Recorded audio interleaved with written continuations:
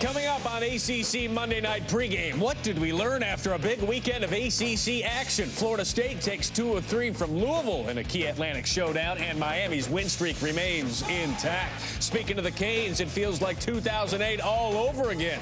Miami #1 in the polls. Head coach Jim Morris will tell us how his team has reached the top spot and who are some of the top prospects to keep an eye on.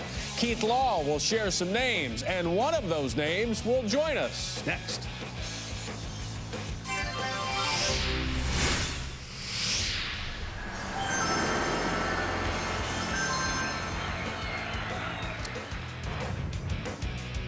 And you are looking at Gavin Sheets hitting just a shade under 300. 5 bombs, 25 driven in. He and Wake Forest trying to avoid the sweep against NC State. 31 minutes from first pitch here on ESPNU. Welcome into the studio. ACC Monday Night Pregame is on the air. I'm Matt Schick. Thanks for joining us. Chris Burke will join us. Miami head coach Jim Morris will join us, and so will Corey Ray, one of the top prospects in all the game for Louisville. He'll be with us a little bit later on. But again, we will take you up to first pitch between Wake Forest and NC State at Doak Field at Dow Park. NC State working on a 4-game win streak. They've won 6 of their last 7, going for the sweep tonight. Preston Palmero, walk-off single in the 10th to win the game on Sunday. Josh McClain had a few hits in Sunday's win. They're 3rd in the ACC Coastal, pushing Louisville, pushing Florida State. They're in the division. Brian Brown, 3-1, should say the Atlantic. Brian Brown, 3-1, 1.98 earner on average, helping NC State out. Wake Forest, by the way, 1 of 13 runners in scoring position. They have lost 3 of their last 4. And let's welcome in former big leaguer and All-American at Tennessee, Chris Burke. Chris, NC State, Wake Forest tonight here on ESPNU. NC State seems to be trending in the right direction. Winners of 4 straight. What do you make of the matchup tonight? Well, I would agree with that, Matt. They're absolutely trending in the right direction. Up to number 14 in the coaches poll, number 16 in the RPI, a team that's definitely making a case to be in the regional host mix. So for NC State, really need to get a sweep. They're going to send a guy to the mound tonight in Ryan Williamson, who's not your typical number 3 starter, a guy who's 5-0 on the year, punching out more than 1 an inning. So definitely an advantage to NC State. But for Wake Forest, a team that's scuffling their RPI in the 60s, and they really need to get it going. They're led by arguably the most polished hitter in the country in Will Craig, so I'm excited to get a look at him. And for those of you who don't know that name, get used to it, because this is a guy that could get to the big leagues rather quickly. What do you like about him? Well, I tell you what, he offensively, you look at the walk-to-strikeout ratio, he walks more than he strikes out. The home runs, the RBIs. Last game, they walked him 4 times, and he was patient enough to take his walks. Now, for Wake Forest, they got to have some guys around him start to drive him in if teams are going to pitch around him, because right now that's kind of the easy philosophy, is just don't let Will Craig beat you. So for Craig, the patience, the maturity of a hitter that looks like he's probably on a fast track to the big leagues. Yeah, you mentioned it. Got to find some guys there. Wake Forest, 1 of 13 runners in scoring position in their last game there against NC State. Elsewhere in the ACC over the weekend, we saw Florida State take 2 of 3 from Louisville. In their 2 wins in that series, Chris, the Noles pounded out 28 runs on 34 hits. You saw Dylan Busby with his first collegiate grand slam in Sunday's finale. They're going to welcome in Florida on Tuesday night. The Noles have dropped the first 2 meetings this season with Florida. Look at the ACC standings, and look at, you see Virginia, they're hanging on there in the top 25, below 500 in league play. They just dropped 2 of 3 on the road at Boston College. Assess what we saw in the ACC this past weekend and where the league stands right now, Chris. Well, Miami takes the #1 spot in the country. Just played 1 game this weekend at Notre Dame. But Miami, #1 in the country. Florida State with a huge statement victory over Louisville. And I tell you what, you talked about the runs that they scored. Don't lose sight. That was against Brendan McKay, the #1 starter for University of Louisville, who essentially has not had a bad start in his college career. So for Florida State, an offense that's really starting to click on all cylinders. But I tell you, the one thing about Florida State that I'm a little concerned about is their starting pitching. Only got 12 innings out of their starters over those 3 games. So I think Florida State's still got some things they got to figure out. The bullpen's been solid. Starting pitching been a struggle. And even though Louisville drops that series, for me, Matt, I would still take Louisville starting pitching over any team in this conference. I think Louisville still has a lot to say in who's going to win this ACC regular season title. Chris, what about Virginia? And again, this is a program that has dealt with adversity in the past, even as recently as last season, and wound up winning a national championship. But below 500 in league play, hanging on there, as I said, in the top 25. How concerned should Virginia fans be about what happened at BC? Well, I think they should be really concerned. Obviously, they've done this before, almost an identical spot last season, but Josh Spores isn't walking through that door, and Waddell's not walking through that door. So they got some pitching problems that they're not used to having there in Virginia. The first couple guys have been really good in Hazley and Jones, but after that, it's been a struggle. The bullpen hasn't been great. You look at the offensive numbers, they're not bad, but for whatever reason, the combination has not come back together for Virginia, and they find themselves right now with an RPI in the 50s, and they've fallen out of pretty much every rankings but the coaches poll. So Virginia is definitely struggling right now, and they get North Carolina at home, and then they go to Miami. So they are in a very difficult part of their schedule right now. You mentioned the coaches poll. Virginia, as we mentioned, number 25 in the latest coaches poll. Here's your top 10. Again, Florida State there at number 6 after taking 2 of 3 from Louisville. Louisville now at 7 with a record of 24-7. And then the lone ACC team in the top 5. No, it's not all SEC. The Hurricanes there. As you mentioned, Chris, Miami takes the top spot. First time they've been in the top spot since back in 2008. What impresses you the most about the Hurricanes? Well, I think the middle of that order, Zach Collins. I talked about Will Craig and the polish of Will Craig. Zach Collins is right there with him, a left-handed hitting catcher that you talk to coaches around the league, talking to Dan McDonald. He said the guy just won't swing at a ball. And then Willie Abreu has emerged, has come up with some really big hits for that club. They got Chester, they got Hayward. So it's an offense that can certainly hurt you. And then they got some left-handers. They're going to throw 3 left-handers at you on the weekend, and Garcia to shut down the game on the back end. So it's certainly a club that went to Omaha last year. They got the veteran presence to a team, and then the power left-handed bats in the middle of the order make them very difficult. Yeah, we're going to talk to head coach Jim Morris momentarily. Again, took 1 game in the series with Notre Dame, and that was enough. The other 2 games were washed out by the weather. All right, give me the best team in college baseball. Who is it, regardless of conference? Well, I'm still going Florida, and even though Miami's number 1, Florida did beat them 2 out of 3 in Coral Gables. So, you know, I still think I still think Florida has the most depth. You're talking about a pitching staff with A.J. Puck, Logan Shore, and Alex Faedo that are as talented as any in the country. Brady Singer and Jackson Coar, 2 freshmen that'll be All-American type guys moving forward. And then Sean Anderson at the end of the game has been lights out. So a bullpen that is very deep as well. But then the offense, to me, the reason why I think Florida will eventually emerge as the class in the country is the offense really hasn't probably got going to the degree with which they're capable. J.J. Schwartz has been kind of stuck in neutral. When he gets going, Florida's going to be very, very tough. You look at top 8 national seeds potential. Miami certainly there. Florida, I'm not going to say they have it locked up, but they'd have to really backslide to not get a top 8 national seed. And then Florida State, after what they did with Louisville, they're in position. What are the chances we see all 3 of those teams in Omaha this summer? I think really good. I think all 3 of those teams will absolutely host regionals. I think there's a really good shot that they'll all 3 be national seeds. And we know once you get that national seed, boy, it's very difficult to come into one of those home venues and beat one of those 3 clubs. Again, I think if I was ranking those 3, I'd go Florida, Miami, Florida State, just because I'm concerned with Florida State starting pitching. And as good as they are offensively with Raleigh and Sansone and Walls and those boys, Busby swinging the bat really well, I just don't know if you can consistently rely on the bullpen day in and day out and get you to Omaha. But I think offensively, they're talented enough to make up for some of those deficiencies. But I'd go Florida, Miami, Florida State if I was ranking those 3 clubs. All right, more from Chris Burke coming up later on in the show. Thanks, Chris. Thanks, Matt.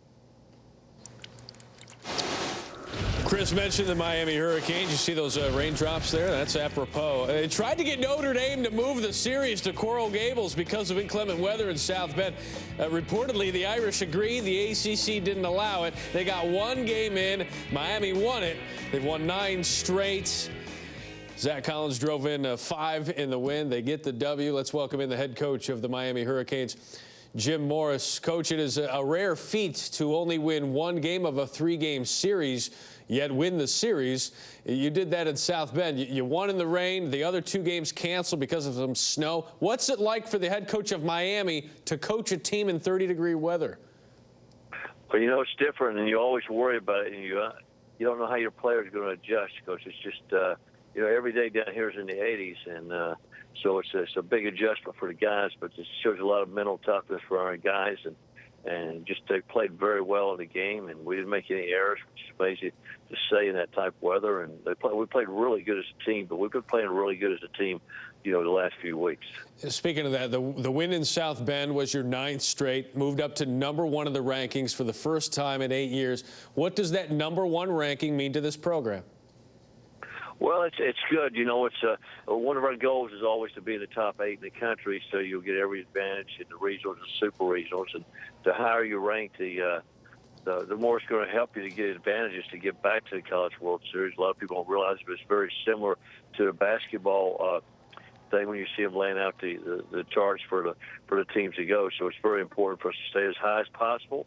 The real deal is who's #1 at the end, not right down the middle. Well, you lost so many guys from last year's College World Series team, the nation's RBI leader, David Thompson, ACC batting champ, George Iskandarian, plus lefty ace Andy Suarez. How has this team accomplished so much after losing so much? Well, we did lose a lot of players. And Kennedy behind the plate had a career year. DeCibio was an outstanding year in center field and leadoff hitter. But it's a lot of guys. But #1, I think, you know, we're not beating ourselves. We're the best defense since I've been at Miami. We're leading the ACC in defense and one of the top 5 teams in the country. We're making very few mental mistakes as a team. I'm knocking on wood here as I'm talking. It's scary to say these things. And we're getting some timely hitting, and we're playing team baseball. We're moving guys around. We bunt when we need to bunt. We hit and run to move guys over. We've gotten a lot of big 2-out hits, too. And so it's been a team thing hitting-wise, and our pitching and our bullpen is very, very good. Of course, it's held up by Brian Garcia at the end with 9 saves. And how about Michael Mediavilla? Great in the bullpen last year, but you move him to the rotation, and he's flourished in the role. Why has that move worked out so well for you? Well, we didn't want to take him out of it because I'm such a huge believer in the bullpen. We had no complete games this year. We had none last year, and I like to go to those guys in there. And Mike wanted to be a starter. He was a starter in high school. He was an 18th round draft choice out of high school, and he won. So he was very excited to get a chance to go into rotation. But I was concerned, you know, just because our bullpen was so good. But we felt like it was something that's needed, and here he is, 6-0. He's reacted to that, just embraced that role, and it's been outstanding. Well, you recently picked up your 1,000th win at Miami, your 1,500th career win as head coach. I want to say congrats on those milestones, and thanks so much for the time, as always. Great. Thanks for having me, guys. That means you've been coaching a long time. Thanks, Coach.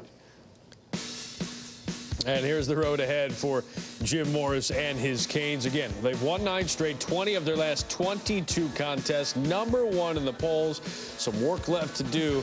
See that 3-game set there at the end at Florida State. How about April 22nd through the 24th? They host the reigning national champion, Virginia Cavaliers. Coming up, scouts have their eyes on the big names in college baseball. Baseball insider Keith Law will join us and share some of those names to know. One of those names will join us. Corey Ray, the all-everything Louisville Cardinal, will tell us how he's handling the attention of being one of the game's top prospects. That's coming up. Also coming up, Wake Forest taking on NC State, and Andrew Kisner, former third baseman turned catcher. He's got 3 hits in the series. Looking for the sweep tonight.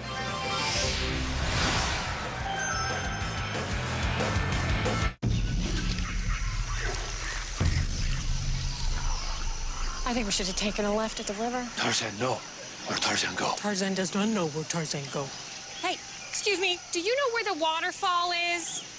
Waterfall? No. Me, Tarzan.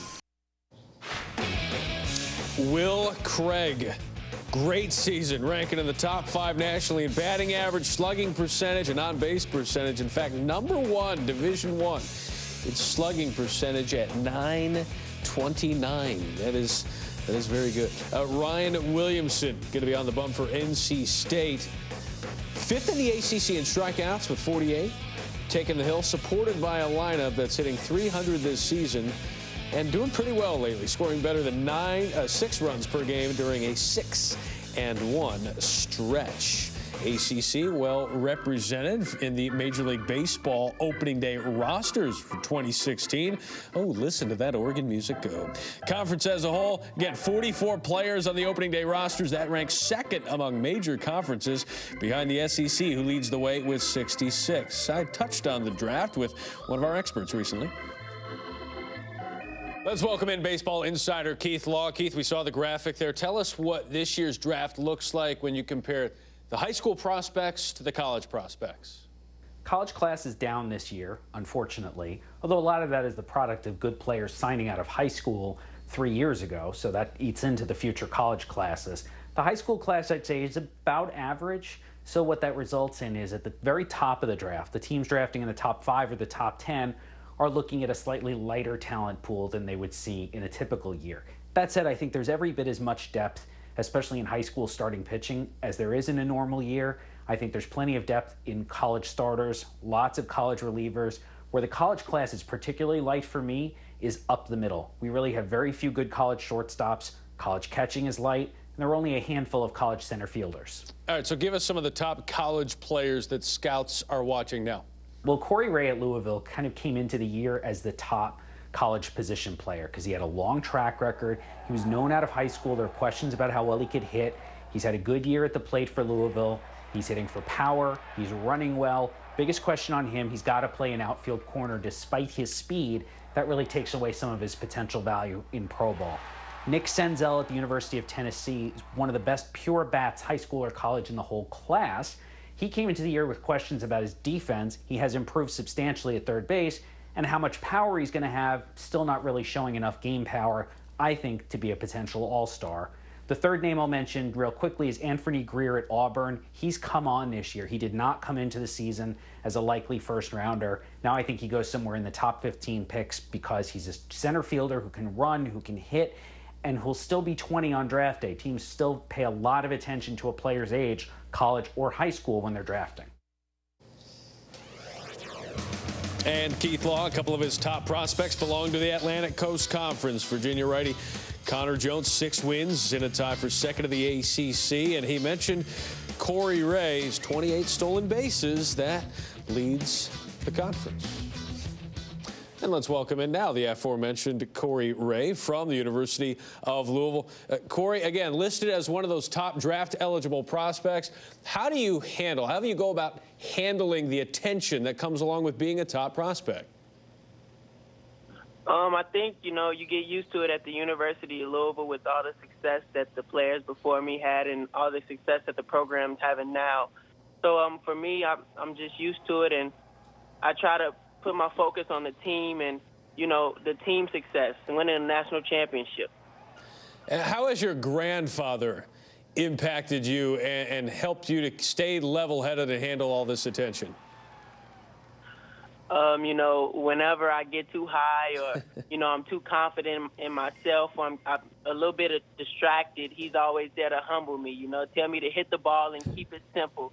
I just think of all the support that he's shown me throughout my entire baseball career and throughout my life. And, I'm humbled, and I owe him something. I'm working hard to give him that promise. Well, it's paying off, and you competed with USA Baseball Collegiate National Team last summer. How did that experience impact you and lead to greater success this year? It was great. At a baseball game, you sometimes take hearing the national anthem for granted, but then you put the USA jersey on your back, and you hear the national anthem, and there's another country on the other side of the lines, and it just put the experience in perspective.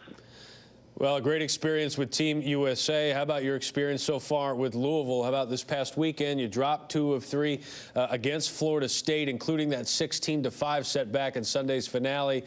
What did you guys learn about yourselves this weekend in Tallahassee? I learned how tough we are. We lost pretty bad on Sunday. I don't think we've ever lost that bad since I've been here at the university. But no one felt sorry for themselves. We don't feel sorry for ourselves. We don't feel like we're any less of a team because we lost. I think it made us better. You know, it made us bond together, and it made us work that much harder. You know, we know that we still have a lot to do. We have a lot of growing and a lot of getting better to do. And I think we're willing to put in the work to be the team that we want to be. And some tough series coming up. You got Clemson, you got North Carolina, even going to Boston College, which took 2 of 3 from Virginia. Then you've got NC State before ending with Wake Forest. You guys came up short of heading to Omaha last year. What's going to be the key to making sure you get there this time around? Defense. Pitching has always been our strong point, and we've got some great hitters. We've got some great pitchers, but I think defense is going to get us there. Just being able to throw strikes, pound the zone, and stuff teams, not give the good teams extra outs. I think that's what we did this weekend, and in the series before that we've lost. You know, we give good teams an extra out. We give them 28, 29 outs in a game, and good teams take advantage of it. Got Western Kentucky tomorrow night, Kentucky on Wednesday. Should be very heated and interesting to watch. Best of luck to you, and thanks for joining us. We really appreciate it, Corey. Thanks. Appreciate it. Have a good one. All right, let's welcome back in Chris Burke. Chris, we'll get to Corey Ray in a matter of moments. I know you like him as a baseball prospect and a player here in college baseball, but let's go to Louisville as a team. They had won 6 straight heading to Tallahassee, and then they gave up some lumber yard there in Tallahassee. What do you make of the Cardinals after the weekend? Well, I still like their pitching. I think what they just did, they ran into a red-hot Florida State club, and we all know how hard it is to win in Tallahassee. But I tell you, this is a really big stretch of the schedule for Louisville. They're going to come home and host Clemson. So you're talking, they got Kentucky a couple times, Western Kentucky club that's beat a few SEC teams. So for Louisville, a very important part of the schedule if they want to be a national seed. They just failed test number 1 by losing 2 out of 3 in Tallahassee.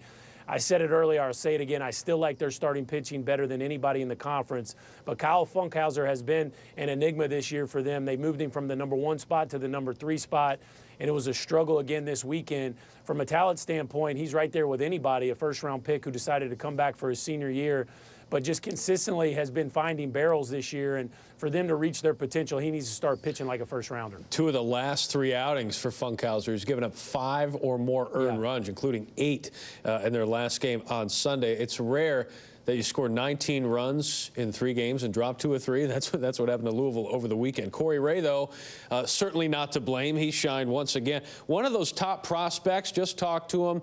You played outfield. What do Major League Baseball scouts look for in outfielders?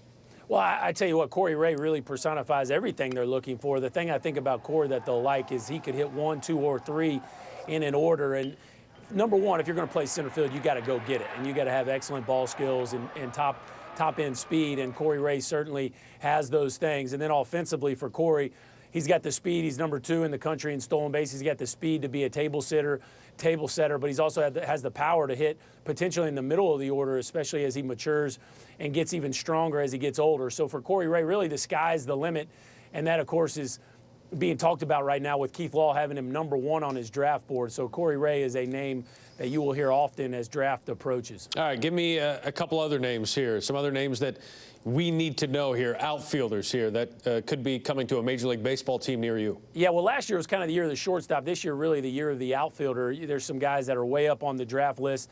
Anthony Greer from Auburn, maybe if the season ended today, would be the SEC Player of the Year, a kid who can kind of do it all and is starting to learn how to run the bases that's equivalent to his speed. Nick Banks and Buddy Reed were 2 guys that were Team USA baseball guys this summer who came in with high expectations, who really haven't quite lived up to them to this point. Still a lot of season left, but 2 guys who have probably underperformed if you ask them what they expected from this season, but are very talented outfielders that could easily go in the first round.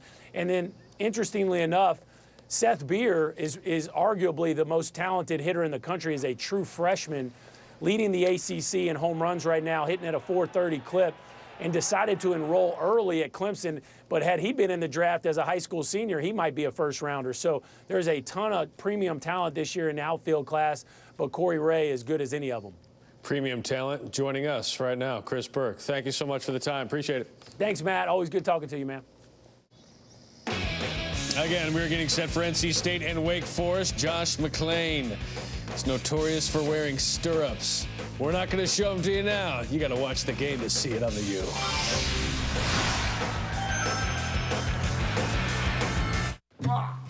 Wrap it up, double shot of Gruden's quarterback camp. Preston Palmer, a walk-off single in the 10th to win it yesterday to take the series and clinch it against Wake Forest. NC State going for the sweep tonight. Stoke Field at Dell Park. NC State league play. They're set for us there in Raleigh. Stephen and Chris with the call. Thanks for watching. Guys, take it away.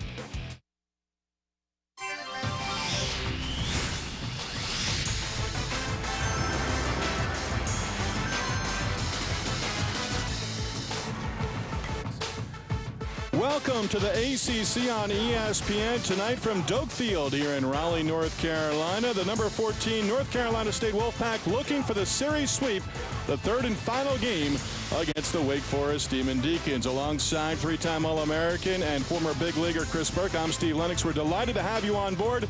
Rest of the ACC wrapping up on Sunday as we take a look at the standings in the Atlantic. Florida State, Chris Burke, looking pretty right now atop the division, taking 2 of 3 over the weekend against Louisville, scoring 28 runs in their 2 wins. Yeah, the offense was on fire and surprise, really, as good as Louisville pitches. Brendan McKay took the loss on Friday. Funkhauser on Sunday, surprised at the way Florida State was as offensive as they were against Louisville, and now they have stretched their lead, really in control of the Atlantic Division. Will Craig, one of the top hitters in the Wake Forest lineup, one of the top hitters in the ACC. 2 hits, a double, 2 runs batted in the series opening loss Friday. But they pitched him differently Saturday, and it's something he's going to have to get used to. He might, and Will Craig might be the most polished hitter in the country, Steve, as you see his ranks nationally, as good as any hitter, the reigning ACC Player of the Year. They walked him 4 times on Saturday.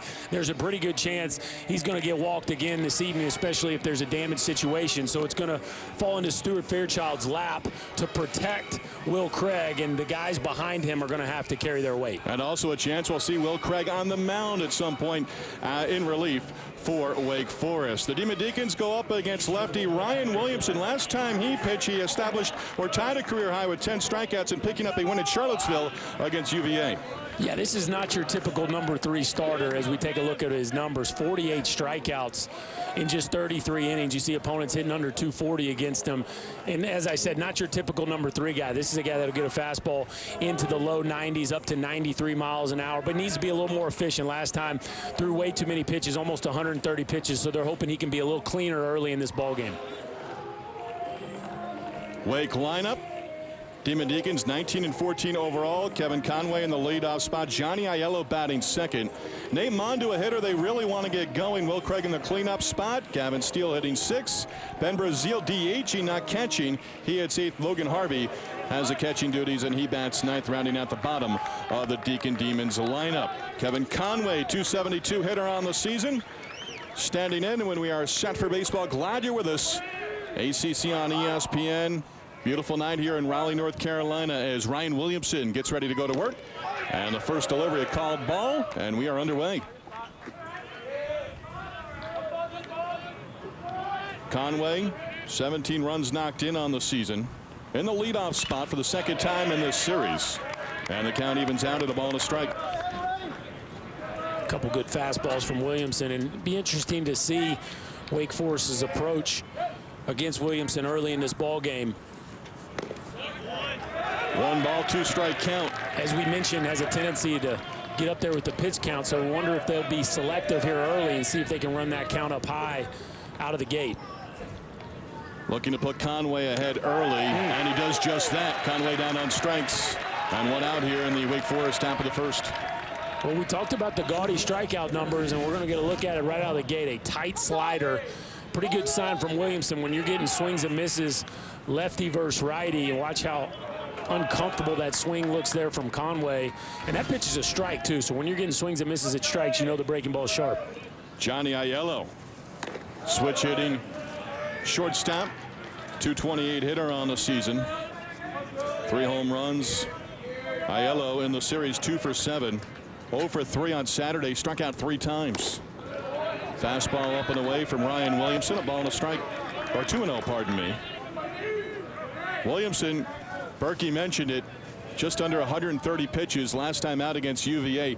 83 pitches through his first 3 innings. That is not being economical. Was better the rest of the way over his next 3, though.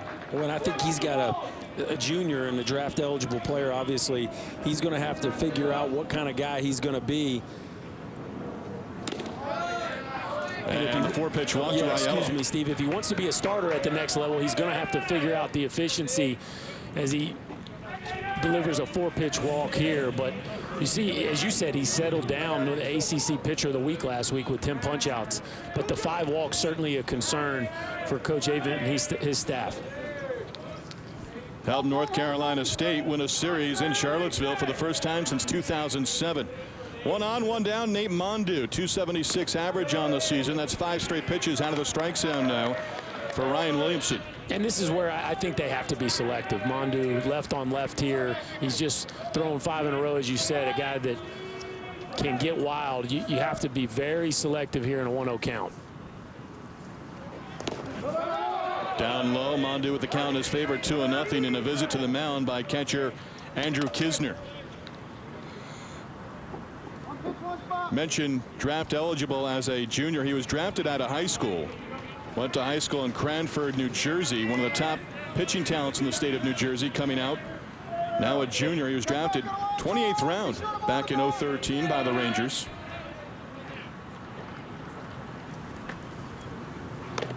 Three and nothing on Nate Mondu. 7 straight pitches outside the strike zone. And talking with Tom Walter before the game, he said, we don't want just one guy in front on base in front of Will Craig. We want multiple guys on base, and Wake Forest potentially has that in their favor right now. 3-0 on the number 3 hitter, Nate Mondu. And he takes ball 4, so 8 straight out of the strike zone and back-to-back walks by Williamson. Then here you go.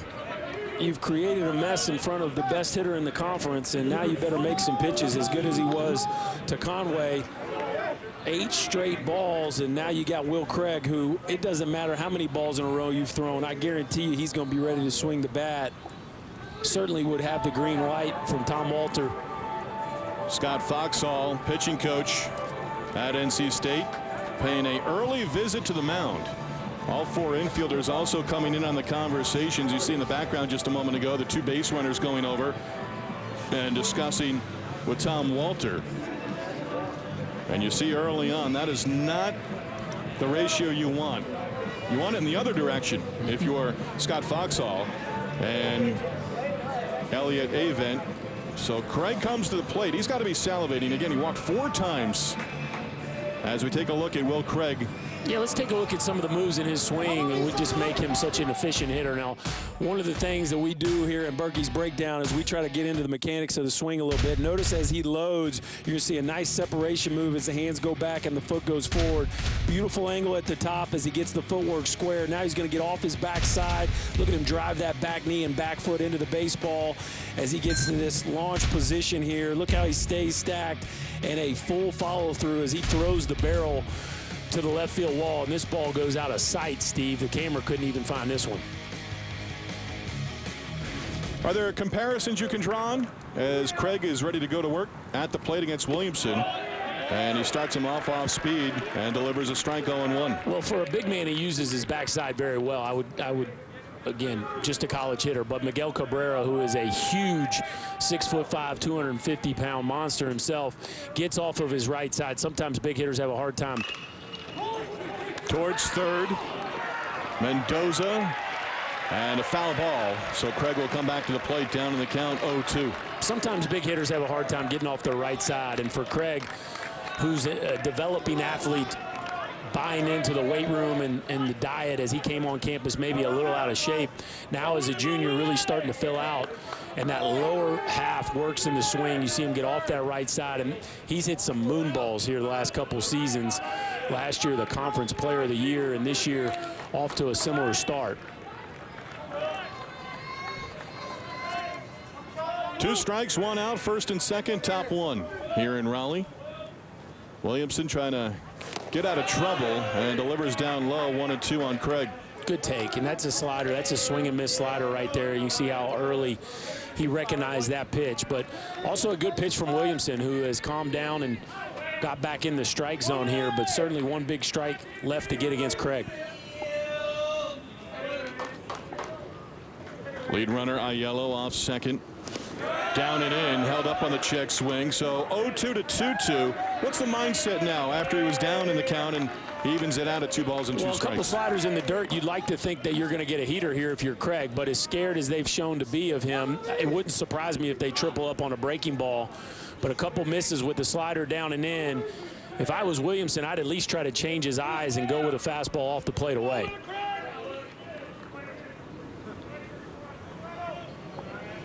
Catcher Kisner going through the signs. A peek towards second.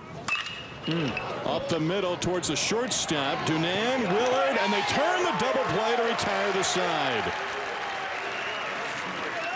Williamson gets the pitcher's best friend. On a 2-2 pitch, Craig hits into the inning-ending 6-4-3 double play. And really squared this ball up, but Craig, who doesn't run well, once Dunan makes this play, that's all she wrote. You can see he gets the barrel of that ball and rifles it up the middle. But Dunan playing up the middle perfectly. A beautiful feed and a strong throw from Willard. Turns an easy 6-4-3 to get Williamson and the Wolfpack off the field. So, North Carolina State leaving a runner in scoring position in the top of the first inning. And we mentioned the Wolfpack looking for the series sweep Friday night. They came back 1-11-7. Dunan grand slam. 5-run 5th inning, 5-run 6th inning for the Wolfpack. 11 runs on 13 base hits. Saturday they come back, win in extra innings 3-2 as Preston Palmero knocked in the winning run in the 10th inning with a 2-out base hit. And Wake Forest, well, they have now won a series against NC State. You have to go all the way back to 2002, the last time they won a series. And North Carolina State, if they can complete this series sweep, they're putting themselves in pretty good shape as the Wolfpack ready to go to work against right-hander and junior Connor Johnstone. Yeah, and the numbers aren't great, Steve. You see the ERA up almost 6. Opponent batting average at .320. Not getting a lot of swing and misses, just 14 strikeouts. But missed his start last time with some forearm tightness. He's back in the rotation. As we talked about, not overpowering. You're going to see a fastball in the mid to upper 80s. 3-pitch mix, though, relies on his changeup heavily. And the question is, how far can he go? Not just because of effectiveness, but also with his health. After missing his start, we'll see how deep he can get into this ball game. Last outing came on March 26 against Duke, and NC State got a run, or I'm sorry, Wake Forest got a run in the 9th inning to win that game 3-2. Did not pitch in the Notre Dame series, and in that outing against Duke, he pitched fairly well.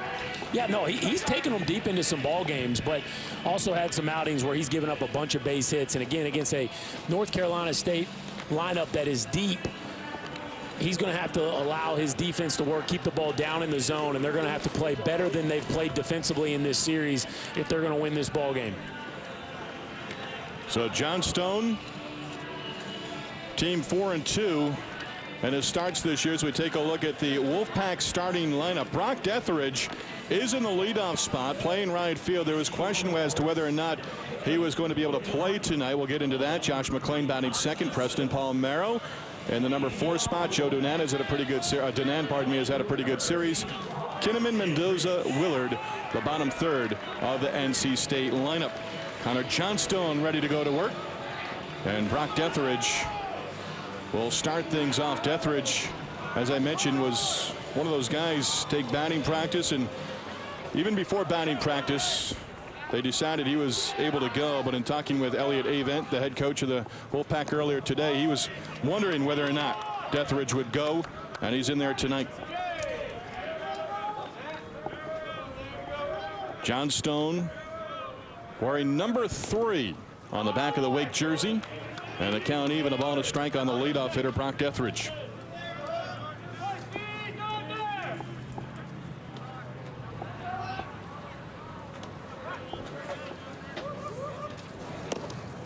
Two and one. Well, there's your first look at the changeup, a pitch that you'll see consistently throughout the night from Johnstone, especially against the left-handed hitters from NC State.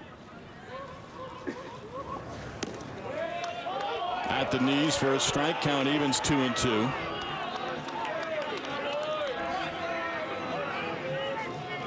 Teams with Sunday off, bullpens intact behind the 2 starters.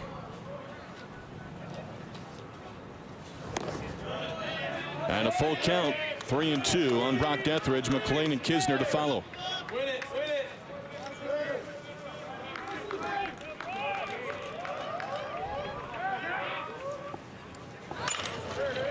In the air, right field, well struck. Marin Poe is there. Keegan Marin Poe puts it away.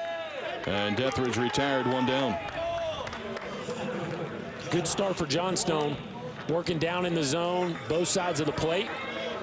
A quick out, and Wake Forest, after missing a run-scoring opportunity, with a quick out to start the bottom of the first. Is it a pick-me-up for Johnstone for the offense after they stranded a runner in scoring position in the top of the inning? Yeah, I think you feel like you missed out with Will Craig. Rarely does he get those opportunities, as we see Sheets try to run that ball down, but I think a little deflating, especially as hard as he hit that ball. And honestly, I'm surprised Denand is in a spot to catch that ball off Craig.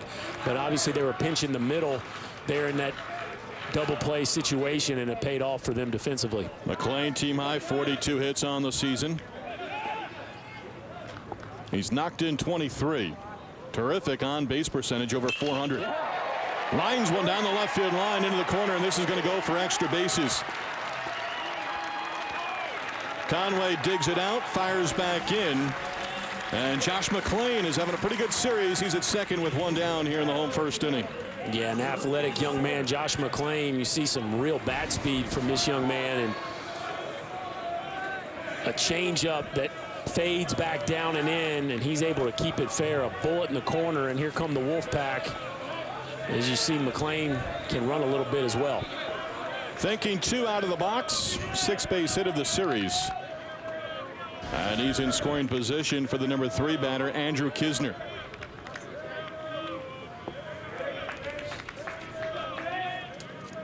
Johnstone from the stretch for the first time.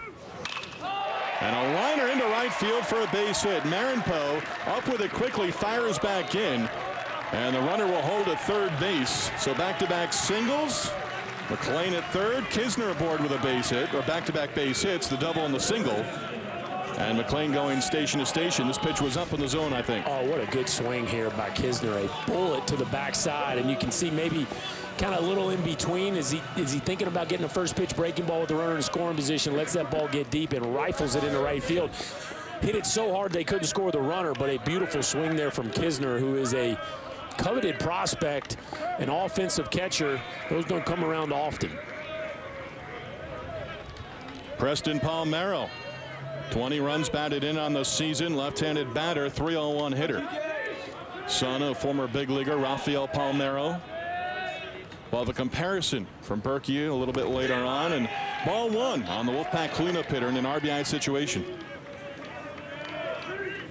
Well, and he's been taught well, because the swing reminds you of his old man, who was maybe one of the prettiest swingers in the history of the game. Just an effortless move through the zone, easy power. On the ground, base hit into right field. McLean will score.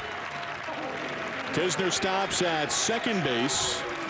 And Wolfpack on top, 1-0 on the RBI base hit by Palmero. He picks up his 21st run batted in on the season. Yeah, and the left-handed hitters, they love it when that 4 hole's open, a first and third situation where he can use the gap on the right side of the field. Watch that easy load and get the barrel out in front. Take advantage of the opening. Beautiful positions throughout the course of the swing, and this is the struggle with Johnstone. Just doesn't have great stuff, and NC State taking advantage of some pitches left in the middle of the plate. 3 straight base hits, producing the first run. Palmero off first base, giving the Wolfpack an early lead. And Joe Denand stands in. Denand, 2 home runs, 19 runs batted in, grand slam in this series. So Wake Forest first and second, 1 out. Will Craig at the plate in the top of the inning. He hit into a double play, and they stranded a runner in scoring position. And the Wolfpack answering right back. Good pitch there. And Johnstone ahead, 0-1. Yeah, big breaking ball that we haven't seen to this point in the inning, but good way to steal a strike. For Johnstone, he's searching because the fastball doesn't have a ton of life on it here this evening, and NC State is all over him here early in the game. Denand, 5 hits and 9 at-bats so far in this series, and 5 runs batted in.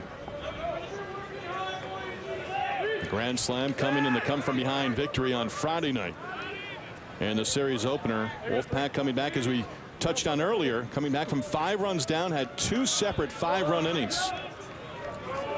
Looking for a crooked number here in the home first inning. Up 1-0. Outside, and a ball and a strike on the number 5 hitter, Joe Denand. Denand is the nephew of Alex Rodriguez, former shortstop, third baseman, and now DH, and wearing the number 3. A-Rod used to sport in his Texas and Mariner days. Number 3, of course, is not available for the New York Yankees. Who was that guy? No single-digit number is, in fact. Some fake towards second.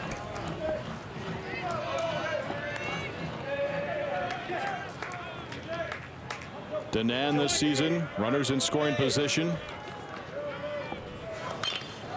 Off the hands towards short. Aiello, 1 play to first.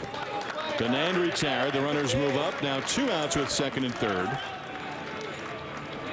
Kisner moving to third base. Palmeiro moves up to second. Really good pitch here from Johnstone, a 2-seamer that just runs all over Denand's hands.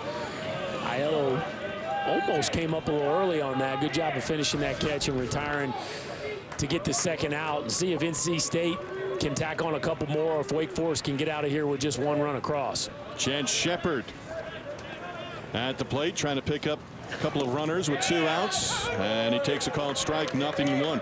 Chance Shepard, older brother, he's a senior. His younger brother, Shane Shepard, a sophomore, now in the starting lineup tonight for the Wolfpack. And their dad also played at NC State back in the late 1980s. That's cool. A family affair in the Shepard household, and Chance got a chance to put NC State up comfortably here in the first with 1 big swing of the bat. Breaking ball, foul tipped. And down in the count, 0-2. He's a team leader, 27 RBIs on the season, 16 of those coming with 2 outs. See another big breaking ball here from Johnstone. And you'll see Shepard struggle with the swing and miss. 50 punch outs and 115 at bats. So he's been known to swing and miss a time or 2. Time called for at home plate. Wolfpack with a run on a base hit by Preston Palmeiro, who's now at second with 2 away.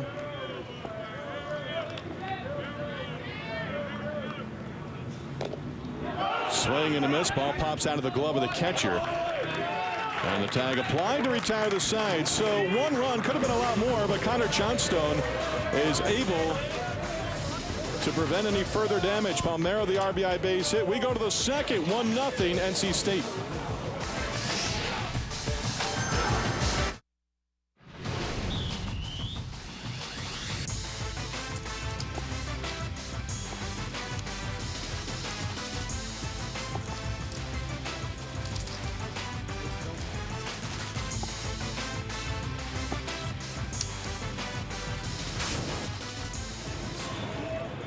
One 1-0 North Carolina State as we go to the top half of the second inning here in Raleigh, North Carolina. One of the mascots here at the ballpark, Doak Field at Dale Park. The mascots, they placed this past weekend. Did they? NC State cheer squad winning the national title down in Daytona Beach, Florida, and the 2 mascots also placing in the top 10. Head coach Harold Trammell, first-year coordinator Kristen Bollinger, their 5th national title in school history. Now that's information right there. We got it in. Big time. I would imagine Smokey probably won that competition, or the mascot competition. What do you think? Tom Walter, 7th season at Wake Forest, 608 victories over the course of his career. 600th win came back on March 11th against the Clemson Tigers. Ryan Williamson going to the mound here in the second with a 1-0 lead. Stuart Fairchild, 297 hitter on the season with a pair of home runs, starting things off. Now you look at the numbers for Fairchild, under 300 with a batting average. Another hitter in the lineup along with Mondu. They really want to get going here in the second half of the season. Good pitch there. A little out front, and it's 0-2. Well, a kid who had a monster freshman season, and Coach Walter thinks the world of this young man, thinks he got a chance to be a big-time pro. And it hasn't been a bad start to the season, but maybe not exactly what they thought coming back for his sophomore campaign. 1 and 2, pardon me. 35 hits on the season through his first 33 games. 68 hits and a .349 average as a freshman. Turned 20 back on March 17, so no longer a teenager in the college ranks. Towards third and foul. Well, the early book, if Wake Forest is doing any talking in the dugout, the early book on Williamson is fastball away, slider in. And so the challenge for a right-handed hitter especially is when you see that ball in to take it, because most likely it's running at your back foot as Williamson continues to try to bury that slider. On the ground opposite way, Palmeiro takes it at the chest. One down. One out, bases empty. Tomorrow our countdown to the NFL draft continues with a night of shows geared to get you ready. At 7:30 Eastern, the much anticipated premiere of Hey Rookie, Welcome to the NFL. Then at 8, it's the first ever NFL matchup draft special. And to wrap it up, a double shot of Gruden's QB camp with Cal's Jared Goff and North Carolina State's Carson Wentz, also streaming live on the Watch ESPN and Watch ESPN app. One out, bases empty. Gavin Sheets at the plate trying to get something going. Sheets 5 home runs, 25 runs batted in, some lineage. Former big league father, a father who played in the big leagues, Larry Sheets. Willard a couple of steps to his right. 2 up, 2 down, a couple of ground ball outs.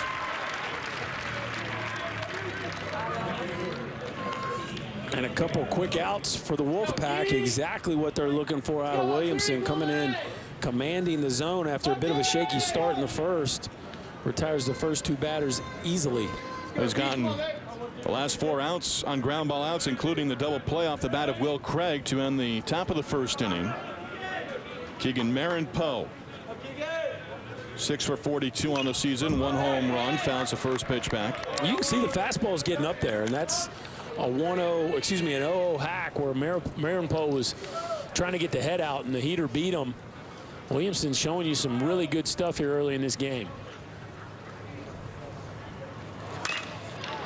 Liner down the right field line into the bullpen area. And 2 strikes on Keegan Marin-Poe. Marin-Poe is in right field tonight. When Will Craig was out of the lineup, missed 7 games with an oblique injury, Marin-Poe saw time at third. But now Joey Rodriguez out of the lineup, suffered a knee injury, tweaked his knee the other night, game 2 of the series on Saturday. Tom Walter hoping to have Rodriguez back, but talking with him earlier today, didn't sound all that optimistic. 1 ball, 2 strike count on Marin-Poe. They've laid off when down in the count. We saw Craig do in the first inning. Yeah. He was down 0-2, and they were able to lay off those pitches that Williamson was trying to get him to chase. Well, and I think that slider is his strikeout weapon, but the last couple have maybe been too low to begin with. He needs to get that one just a little more up. And again, he's burying them right out of the gate, so the trajectory is so down to begin with that I don't even think Marin-Poe even thinks about offering at that slider the last 2, really. And for Williamson, the key is, though, that he gets ahead, so now just 2-2 after a couple misses. You mentioned the chatter in the dugout. They're not going after that. They're completely laying off. 2-2. Check swing. Did he go around? Yes, he did. Side retired.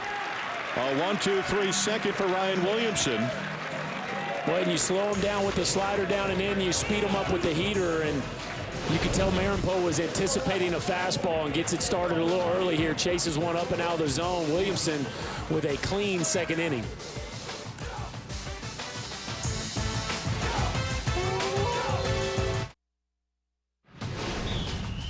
College baseball is brought to you by Nissan. Innovation that excites. Golden Corral featuring fired up favorites at dinner. Fire up your taste buds with bold new flavors and Energizer, our longest lasting AA Energizer max batteries ever.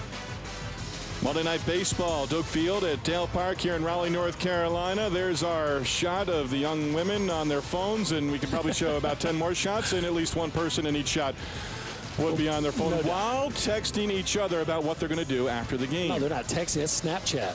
Snapchat. Yeah. You're going to have to update me on that one. Okay, I don't really know. I just thought it'd sound cool. I have 2 young sons. I'm yearning for them to be older so they can teach me these things. I'm on that Twitter. You got that far? I've gotten that far. I think that has happened to this point. 1-0 NC State. Steve Lennox, Chris Burt. Glad you're with us on this Monday night. ACC on ESPN.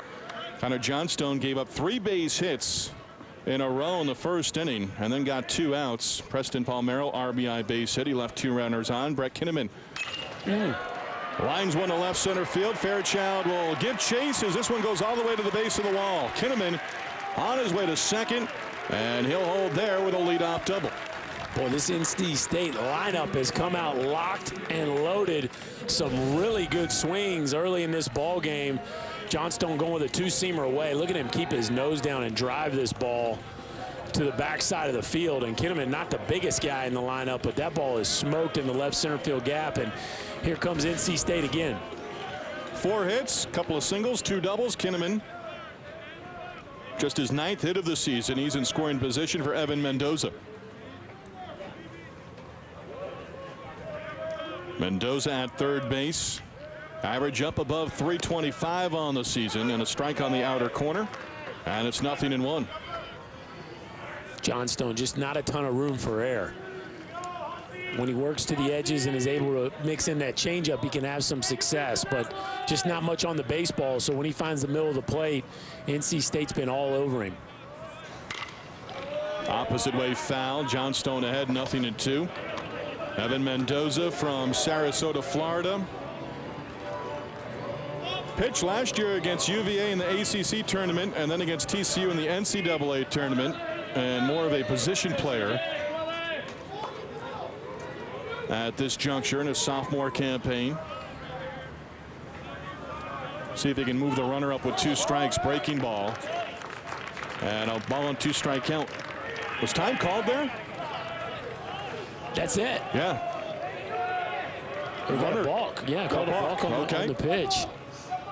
I don't know, did he not pause? Let's see if Wake Forest contests that. They're trying to figure out what's going on.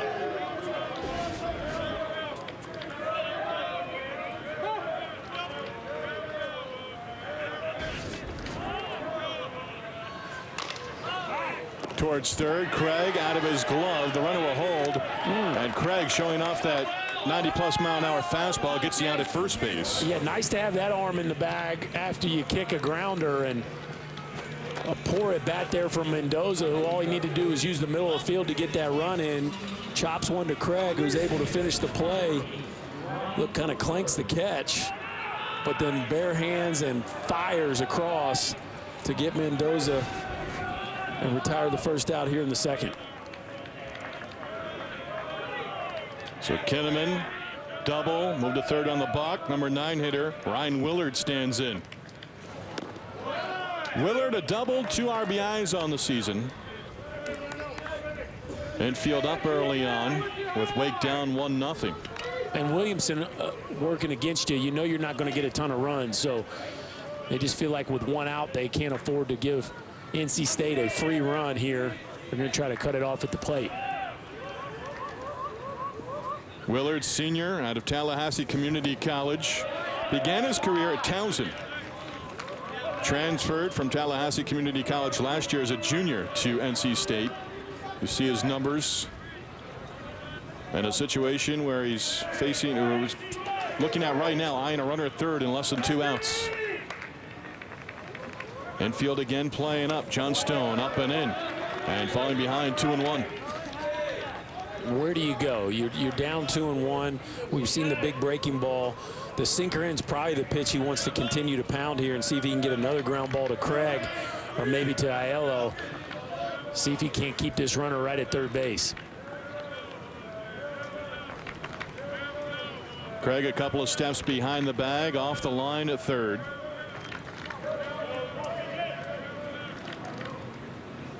Johnstone ready, and the 2-1. Ball 3. Good take. That's the pitch Johnstone's trying to make right there. And nice job by Willard of being patient enough, knowing that ball that starts down and in is going to keep running. Makes right contact here on that. He's pounding it in the ground somewhere. No doubt. You're either going to hit it off your ankle or hit it to the third baseman. So right here on 3-1, trying to get something up and out. Into right field. Marinpo going back, reaches up, makes the catch. Deep enough to score the runner. Kinnaman from third. Situational hitting. Willard gets the runner in from third, in North Carolina State on top, 2-0. Yeah, that's just beautiful baseball right there. A hitter with an approach and executing flawlessly in that at bat. Lay off the sinker down and in, wait till you get something out and over the plate, and a bullet into right field by Willard. Marinpo didn't get a great jump on it, retreated to finish that play nicely as we see Kinnaman scoring as NC State tacks another run onto this lead. Back to the top. Deathridge safe at first base as he is able to beat it out. And a 2-out base runner for the Wolfpack here in the second inning. Johnstone just took too much time. A really good bunt by Deathridge.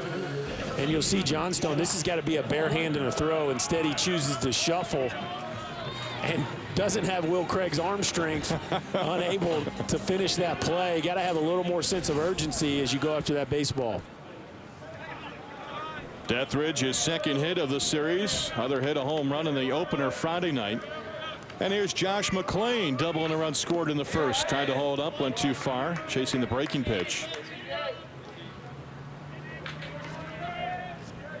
McClain has had a terrific series to this point with 6 hits and 11 at-bats. That double in the first, his 4th two-bagger of the series. Chases again, runner not going from first base, and no balls, 2 strikes to count on McClain. And the breaking ball's been his best pitch so far this evening, but for whatever reason with the runner at third, he did not throw it at all. A little surprised by that as he's going right to it here against McClain. Something to be made of that he's got Brazil DHing tonight, Harvey behind the plate. I don't know, you'd like to think if you're starting a kid, you trust him. Swing and a miss. Throw down to first to complete the strikeout 2-3. McClain strikes out on 3 pitches. For NC State here in the second, a leadoff double by Kinnaman. He scores on the sac fly by Willard. And we go to the third here in Raleigh, 2-0 Wolfpack.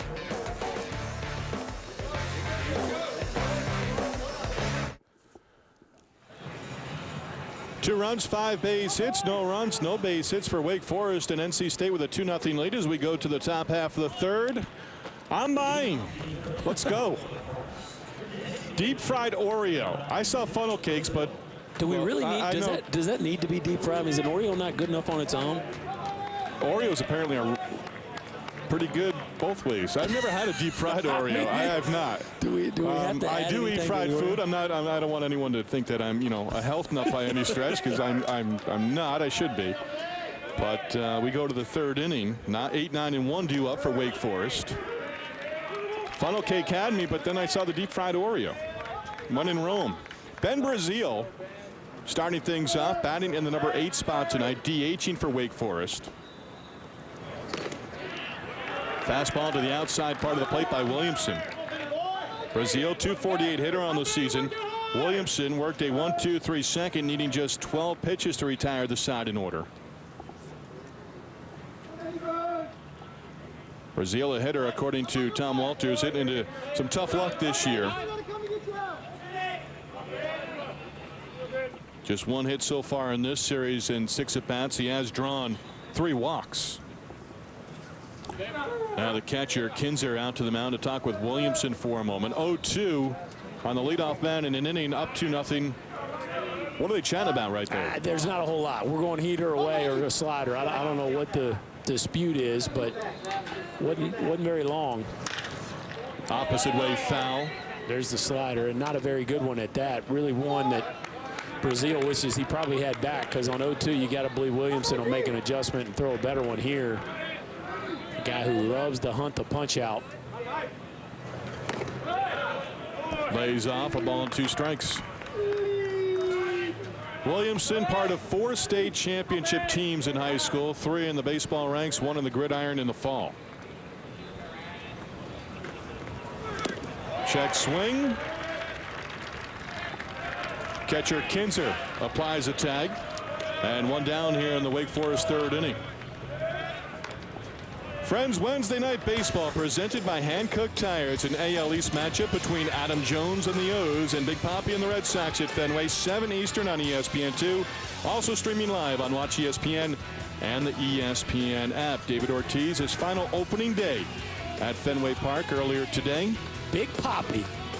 Orioles opening the season 5-0. We'll have to Get an update from Beantown, the series opener. The Orioles, only undefeated team going into today's action.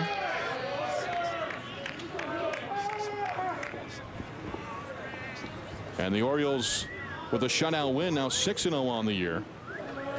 So that spoils the home opener for the Red Sox. Just 156 left. Logan Harvey catching duties, batting ninth. It's a marathon, right? You were told that on more than one occasion. Oh, man, is it ever. Williamson popping the mitt, falling behind 2-0 on Harvey. Just 6 for 19 on the season and limited duty. Harvey starting behind the plate. His fourth start of the season behind the plate. Brazil has caught a majority of the games, and 4 pitches and a 1-out walk. Second or third walk, and all 3 walks have been on 4 pitches to a hitter. And that's twice on the heels of a strikeout, where he comes out to start an inning and punches a guy out and then walks the next hitter on 4 pitches. So kind of a bizarre start to the game from Williamson, who's looked really sharp at times and then just lost it at others. So Wake without a base hit, but with base runners over the first 2 2+ innings. Back to the top. Kevin Conway, a strikeout victim in the first inning. And asking where that pitch was. He struck out swinging to open up the game.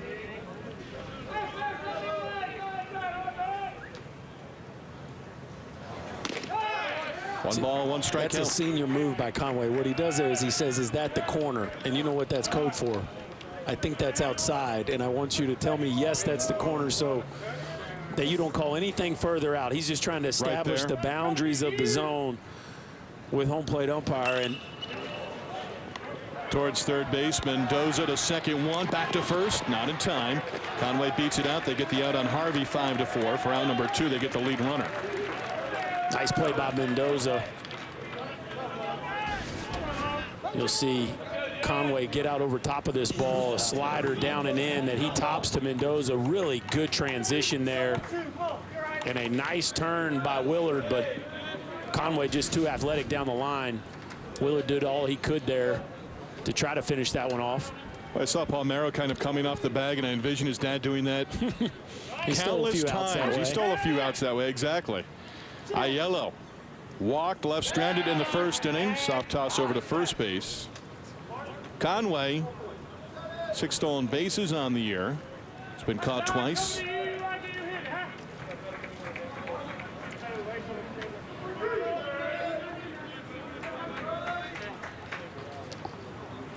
Aiello at the plate, tying run, swing and a miss.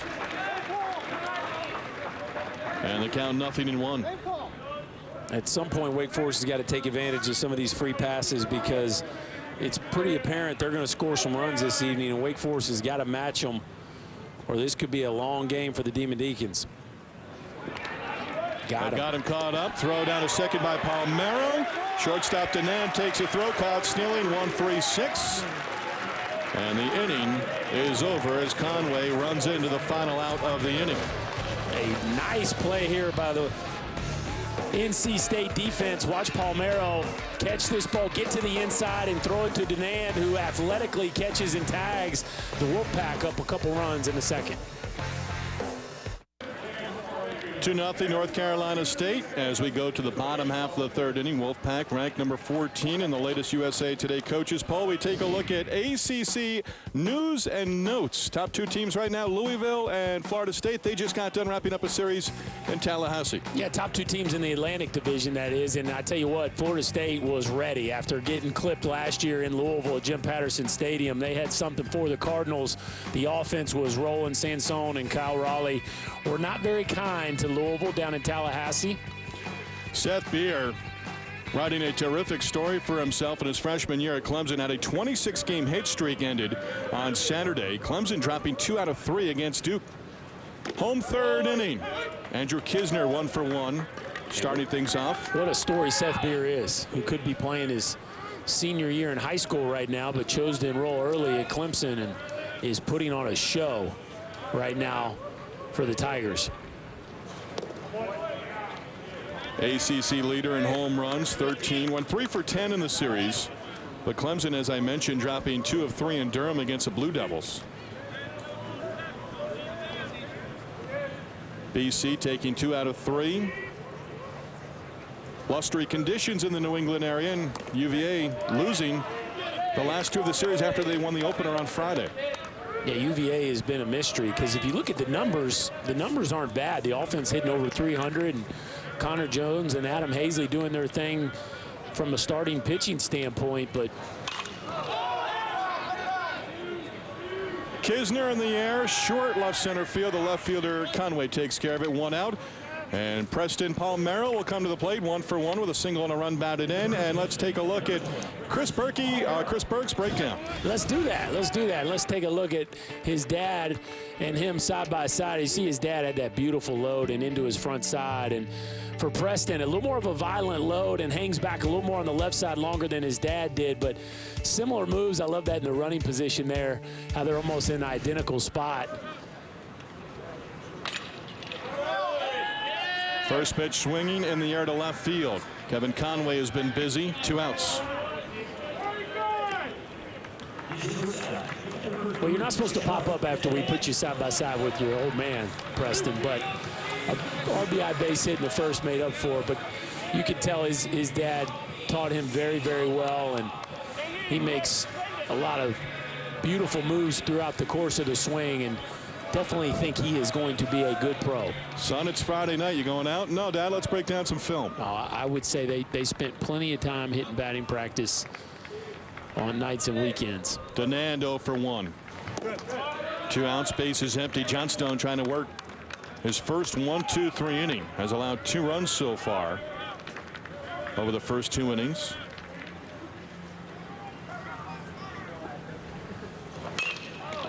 Towards third, Will Craig. And a quick and easy 1-2-3 inning for Connor Johnstone. He's now retired 4 in a row. We're going to the 4th inning. NC State 2, Wake Forest nothing.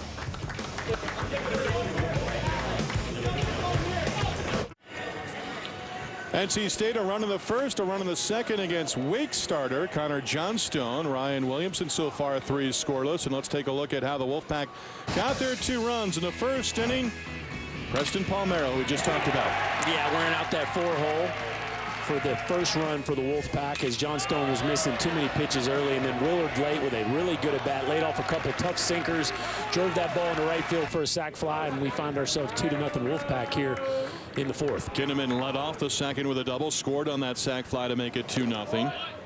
Johnny Aiello was at the plate in the 3rd inning when Kevin Conway was cut down 1-3-6 on a caught stealing. Aiello walked and was left stranded in the 1st inning. Off the pitcher, actually Williamson right at his feet, able to knock that one down. No carom. Aiello retired, 1 down. Yeah, tough break there for Aiello because that ball's hit pretty hard, but as Williamson follows through, it runs right into his glove, and for a left-hander, this is the benefit of falling to that side. You can see that ball just runs right into him, and as you said, no deflection. Ball falls right at his feet, and he's able to finish that play off. I think Denand was going to have a play anyway, but certainly would have been more difficult than it ended up being. Wake Forest still looking for its first hit of the ball game. 1 out, bases empty. Nate Mondew walked.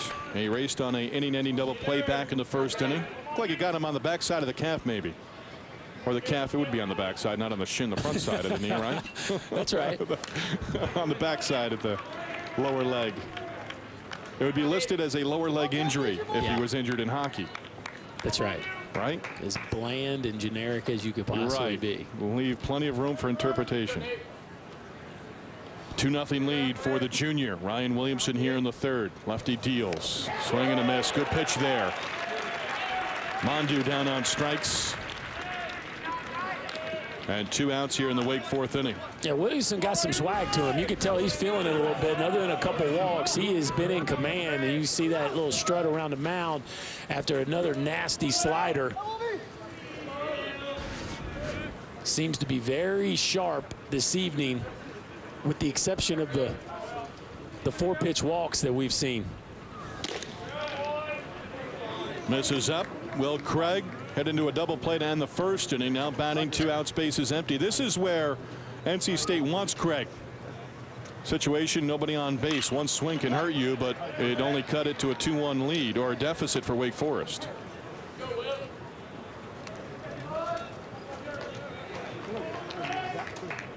Yeah, this is where you've got to believe he's going to get challenged at least a little bit.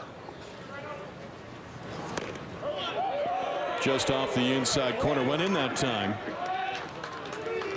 And you got to. You can't allow him to get comfortable in the batter's box. You got to continue to move his eyes around the strike zone, see if you can't get it off the end of the bat. Because if you stay in one place too many times, he's eventually going to catch up. And you can see just how careful he's being even there on a 2-1 pitch. Now at 3-1, we'll see if they challenge him here, even with nobody on. Williamson has walked 3. He's yet to allow a base hit. Pop up back behind the plate area, and the count runs full. Will Craig from Johnson City, Tennessee. 2015 ACC Player of the Year. Right up there. Got that nice waggle to him. Watch him here. He's going to waggle and load. Yes, he did. They appeal. He did not go around in a 2-out base runner as Craig walks for the 6th time in this series. That's the 4th walk by Williamson. And that's the benefit of being the reigning ACC Player of the Year. I had him going. We'll see what you think here, Steve. And I think he held up. I think they got the call right as Craig's strength allows him to keep the barrel back from breaking the plane, and Wake's got a runner on with 2 outs here in the 4th. Hitter Stuart Fairchild 0 for 1. Grounded to first in the 2nd. A 2-out base runner. Again, the 4th walk issued by Williamson. Tied a career high 10 strikeouts in his victory 8 days ago against Virginia. Also had 5 walks in that outing. Up and away, a ball, no strikes on Stuart Fairchild.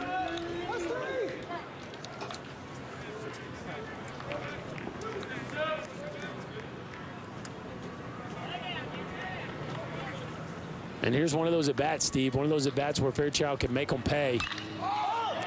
Off the end of the bat, right field, Deathridge lines it up. Side retired. So the 2-out walk to Will Craig. Nothing else doing for Wake Forest here in the 4th inning. No runs, no hits. And 1 man left on. Middle of the 4th. NC State up 2-0.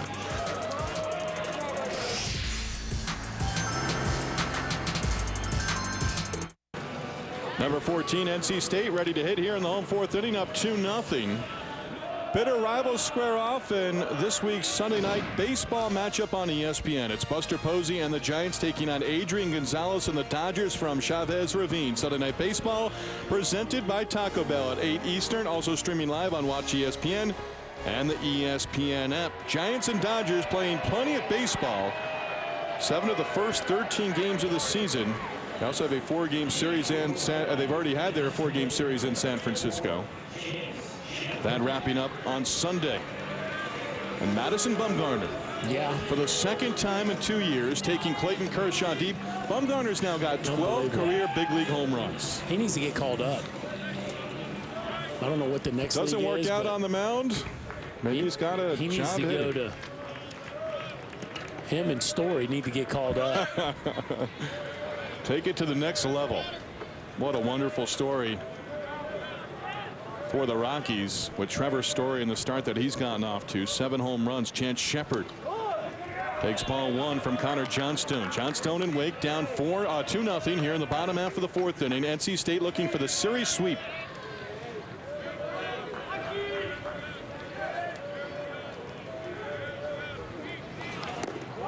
Johnstone falls behind 2-0. He's given up 2 runs on 5 hits so far. A little different than Williamson. NC State has put the hits together against Johnstone. He's yet to walk a batter. 2-0 and Shepard. Those are the type of balls that you just can't miss if you're Shepard. And obviously he's run into some baseballs this year. 7 homers, 27 ribbies. But the strikeout totals are up because maybe just too big of a hack there at 2-0. misses a good pitch to hit, and now you never know on 2-1. Looked like it was a little low below the knees, and the count evens out at 2-2. But that's what you get. You overswing at a 2-0 heater and foul it back, and the guy paints on 2-1, and now you're 2-2 fighting for your life. He can add up that quick on you. I got to believe there's a breaking ball in his future here on 2-2. Johnstone from the line. Breaking ball, liner, and to left for a base hit. And a leadoff man aboard here in the 4th inning for NC State. Well, NC State up to number 14 in this week's rankings in the USA Today coaches poll, and ACC teams sprinkled about the top 25 right now, including a new number 1. Yeah, new number 1 Miami, and Virginia still hanging in there at the bottom. The coaches showing them the respect that a defending champ deserves, but I think even Coach O'Connor would agree they're probably not playing like a top 25 club, but ACC well represented with 8 teams in the top 25. Kinnaman into left field. Coming on is Conway. He's able to pick it off. And that's a first out here in the NC State 4th inning. Kinnaman going the opposite way. Retired. Runner stays at first base, and 1 down as Shepard. Conway able to make the play in left field. Shepard is anchored at first, and Evan Mendoza will stand in. 3rd putout of the night for Conway. He's been a little busy out there. Had a couple of putouts in the last inning when Johnstone worked a quick and easy 1-2-3 frame in the 3rd using just 7 pitches. It seemed like it was one of those series for Wake Forest. If they had come in and perhaps taken 2 of 3, they could have started to open up some eyes. Instead, they're down 2-0 and in jeopardy of being swept in this series, at least from the conference standpoint. Well, no question. And in this conference, you can get your RPI right very quickly with a couple good weekends. And for Wake Forest, as Virginia proved last year, you're never really out of it because every weekend is a chance to improve your resume. But the wins need to start soon because they are falling into a pretty deep hole at 5-9 in the conference. Mendoza chops one towards short. Aiello did not have a play at second, goes to first. They get the out on Mendoza, and Shepard now in scoring position with 2 down. Nice poise by Aiello because the bobble cost him a chance to go too. Watch him bobble this ball and keep his poise, bare hand, set the feet, and fire to get Mendoza. Not ideal play, but good job of at least getting 1 out as he keeps his cool after the mishandle early on. So a 2-out base runner in scoring position. Willard picked up an RBI with a sac fly back in the 2nd. Now try to pick up the runner from second with 2 away. And a 2-0 ball game here in the home 4th inning. First pitch swinging, going up there aggressive, and down to the count 0-1. How about Miami going on the road to South Bend, sweeping the series with just 1 win? And you know, I think those boys from Miami are probably okay with that. Probably 2 games washed out. Probably a little cold up in South Bend this time of year. I bet those boys were all right hanging in the hotel. Hurricanes have won 9 in a row, 20 of 22, 11-2 in the ACC. Breaking ball pulled foul outside of 3rd base. Will Craig, well, he was going to go after it. Ryan Willard starting at 2nd base. Xavier LeGrant starting at 2nd for the Wolfpack in the first 2 games of the series. And hard to say LeGrant's getting a day off because they got a day off yesterday with the off day in between Game 2 and Game 3 on ACC Monday on ESPN. Breaking ball, swing and a miss. Catcher Harvey out in front of the plate completes the strikeout. 3rd strikeout of the game for Connor Johnstone. A leadoff base hit, nothing else doing. When we come back, we'll be joined by NC State head coach Elliott Avent. 2-0 Wolfpack as we go to the 5th.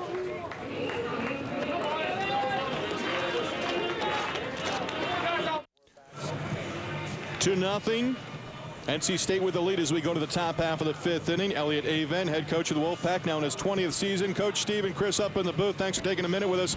Want to go back to the 1st inning. Wake had exactly what they wanted. 2 out for Will Craig, and your guy Ryan Williamson made a pitch to get out of the inning. Yeah, he made a pitch. Will Craig's, if not the best hitter in the conference, he's certainly one of the top hitters in the conference. He hit the ball hard, but Joe and Ryan did a nice job turning the double play. Coach, how would you assess Ryan Williamson's performance up to this point? He's been very good. He's had a couple walks on 4 straight balls, and when he has fastball command, he can be very tough on the opposing team. So he's been good, but if he keeps that fastball command, he should stay good. Thank you, Coach. Thanks, Coach. Elliott Avent, head coach at NC State, now in his 20th year. 14 regionals, 4 super regionals, 11 trips to the NCAA tournament in the last 13 years. Ryan Williamson has yet to allow a base hit. He's walked 4, struck out 4. Gavin Sheets 0 for 1. And the count 2-0 on the Wake first baseman. Here he goes again, a couple of balls early, and to this point he's struggled to come back once he's fallen behind. Let's see if he can get back in this count here on a 2-0 pitch. 3-0 on the leadoff hitter. And that's what he needs to do there. Just slow down a little bit. You know, everybody loves a guy that works fast, but every once in a while you got to take a little breather and compose yourself.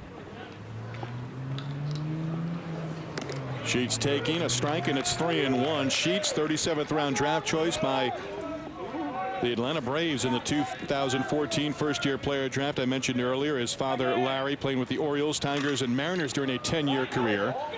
Well hit to left field. And that is out number 1 as Kinnaman takes care of it. That one a long way the opposite way, but 1 down. Let's take a look at Williamson, who has been sharp. Besides a few walks, the slider has been really good. Fastball up in the zone for a swing and miss. Another really good slider. Love the way he works. Good pace. Very tough on left-handers when he can get that slider going for a strike. And zeros to this point. Marinpo looks at a strike, 0-1. Keegan Marinpo, a strikeout victim to end the 2nd inning.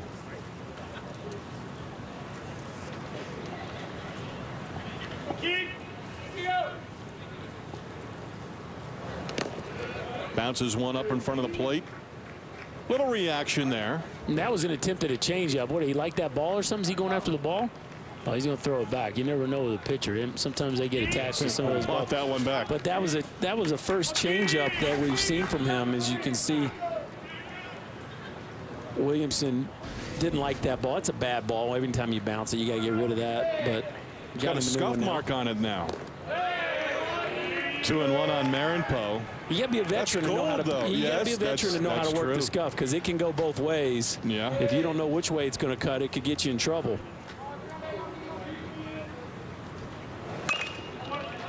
Foul outside of third. Count 2-2. Tom Glavine, when he was with the Mets, there were certain young pitchers he'd work with and say, that's the ball you want to keep. Like you said, that's the ball you want. That's The right. other guys say, don't worry about it. It's not going to help you, but use that to your advantage some way, somehow. 2-2 to Marinpo. Swing and a miss. He got him. Tied him up. 5th strikeout for Williamson. And another sharp slider. We've seen him bury a few, but when he gets this one that starts in the zone and then works just down and in off of it, Wake Forest has had a really hard time getting to that ball and consistently swinging over the top of it. You got to see a few of these hitters try to reroute their barrel a little bit, because they just haven't been able to get to the back of that ball. Ben Brazil 0 for 1, standing in for the 2nd time against the lefty Williamson, and he takes a first pitch strike.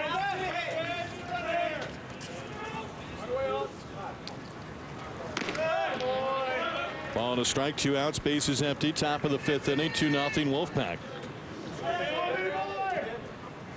Brazil took over the starting role behind the plate as the Wake catcher in his freshman year. 2-1. Hear the groans from the crowd here at Doak Field, wanting that one, and Williamson really didn't have any reaction that time.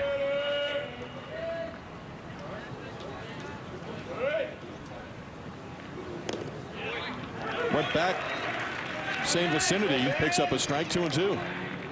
What a weapon in the 3-hole for a pitching staff Ryan Williamson is for this NC State club. And tell you what, they're going to be tough in a series come June. Opposite way foul. Of course, last year just missed out on getting to a super regional, lost in a heartbreaker at TCU as they fell apart down at Fort Worth, or they could have been playing Texas A&M with a chance to go to Omaha. But this is a club that looks like it's built to make another deep run again. Last trip to Omaha 2013. 3-2 on Ben Brazil, with Logan Harvey, the number 9 hitter, on deck. Williamson trying for a second straight strong performance. ACC Pitcher of the Week. Garnered that award a week ago. And a 2-out base runner for the Demon Deacons. 5th walk of the game issued by Ryan Williamson. 72 pitches here in the 5th inning. It hasn't been poor efficiency, but certainly too many free passes for what he could be doing to this lineup. But you got to take the good with the bad with a kid like Williamson, who is a max effort guy, wants to work fast, and it's pretty apparent that he's going to have some bouts with inconsistency. But I'll tell you what, when he's in the zone.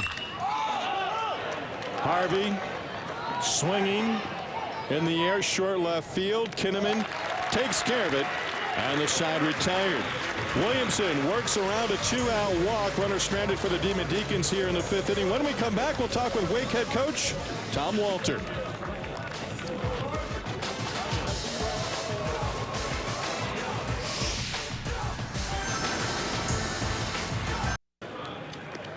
Two 2-0. NC State leading. Final game of this 3-game series at Doak Field. Tom Walter, head coach of the Wake Forest Demon Deacons, joining us here. And coach, still looking for a hit, still looking for a run, but assess your starting pitcher, Connor Johnstone. He's working for the first time in a while after missing a start in the Notre Dame series. Yeah, CJ's been solid. He's been working at the bottom of the zone, you know, with a 3-pitch mix, and he's out there battling. He certainly doesn't have his best stuff, but he's given us a chance to win. Coach Williamson obviously has been sharp against you guys. What's the plan right now, the chatter in the dugout, to try to defend what he's attacking you all with? Well, we got to battle. His stuff's really good tonight. That breaking ball, he's got it going. His fastball is very good. I mean, he's a good 2-pitch guy that with 2+ pitches. So we got to get in there. We got to shorten down, get into the opposite field gap, and battle. Coach Walter, thank you very much. Thanks, Coach. Thanks, guys. Coach Tom Walter joining us. Wonderful, along with Elliot Avent, giving us time earlier today. A pleasure talking with both head coaches. Connor Johnstone, his line so far, giving up the 2 earned runs over his first 4 innings, making his first start since March 26th against Duke. Took a no decision in a 3-2 win. Bunt, first base side, Johnstone, and that's going to be a leadoff base hit for Brock Deathridge. He's now 2 out of 3. 2 bunts in a row for Deathridge, and I tell you what, there's not a whole lot of leadoff guys in the country that are skilled enough to go to the third base line and then the first base line. But last time up the third base line for a knock. This time he gets the barrel out in front and gets it past the right-handed Johnstone, which most guys don't usually go that direction off a righty.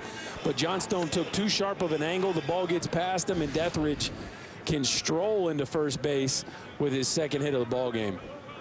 Doing his job in the leadoff spot. McClain flashes bunt and takes ball 1. Josh McClain doubled and scored in the first, struck out to end the second against Connor Johnstone. 4 doubles in the series. Johnstone from the stretch, bouncer towards third, over Craig towards deep short. Aiello will hold on to it.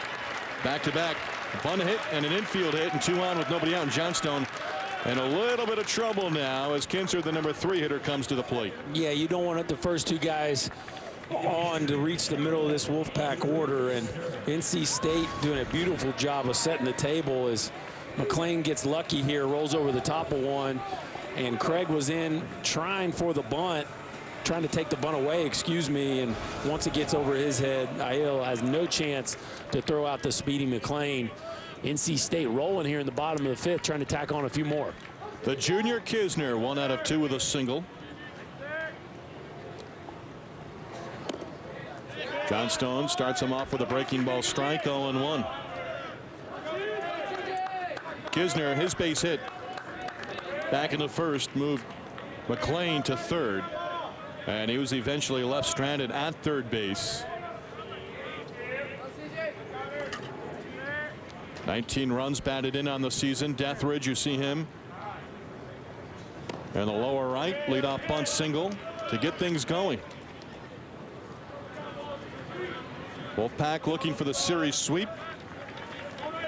Taking the first 2 games of this series.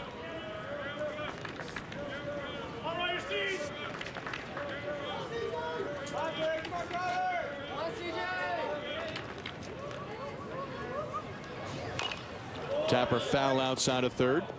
And a ball and 2 strikes on Kisner. Activity in the pen for Wake. Donnie Sellers, team leader in saves, is up and throwing.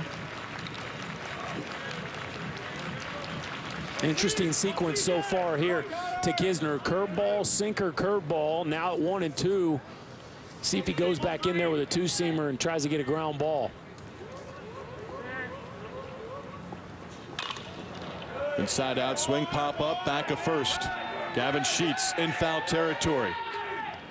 And fires across the diamond. The runner is taking off. Craig was off the bag, and Deathridge is in there safely. So Sheets able to get the out on the pop-up in foul territory. Heads up base running by Brock Deathridge. What a mistake here from the Demon Deacon defense. As we see Sheets makes this play easily and comes up ready to throw, but Deathridge, who can really run, catches Craig way off the bag. And I don't know if he just totally lost sight of his responsibility to cover the bag, or if he went that way just to field the throw. But Deathridge takes advantage, and McLean moves up as well. Preston Palmero, RBI single to first, 1 for 2, and a visit to the mound for Logan Harvey as he's going to talk things over with Connor Johnston. Now, Steve, it's not often I can say a pop-up to first is a productive out. Pop-up to first in that situation was a productive out. But the pop-up to first moves runners from first and second to second to third. And NC State got a chance to have a big inning after a heads-up base running play from Brock Deathridge. And McLean behind him, as you mentioned. McLean for sure. Because that's a long throw across the diamond and able to tag and move up.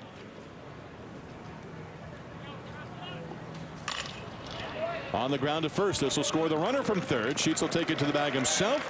Deathridge scores from third, and Wake now down 3-0 as Palmero picks up his second RBI of the game and 22nd on the year.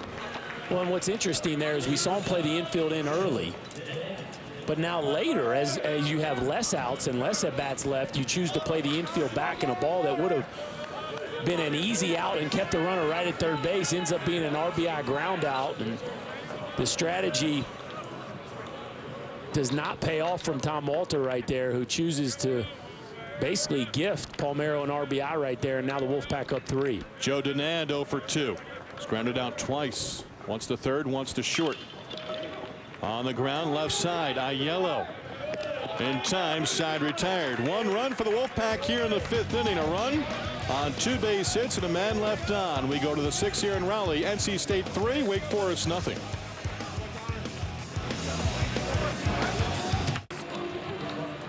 Top 6 here in Raleigh, 2-0 NC State, 3-0 pardon me, as they get the run in the 5th inning. Let's get that right. Still no base hits for Wake Forest.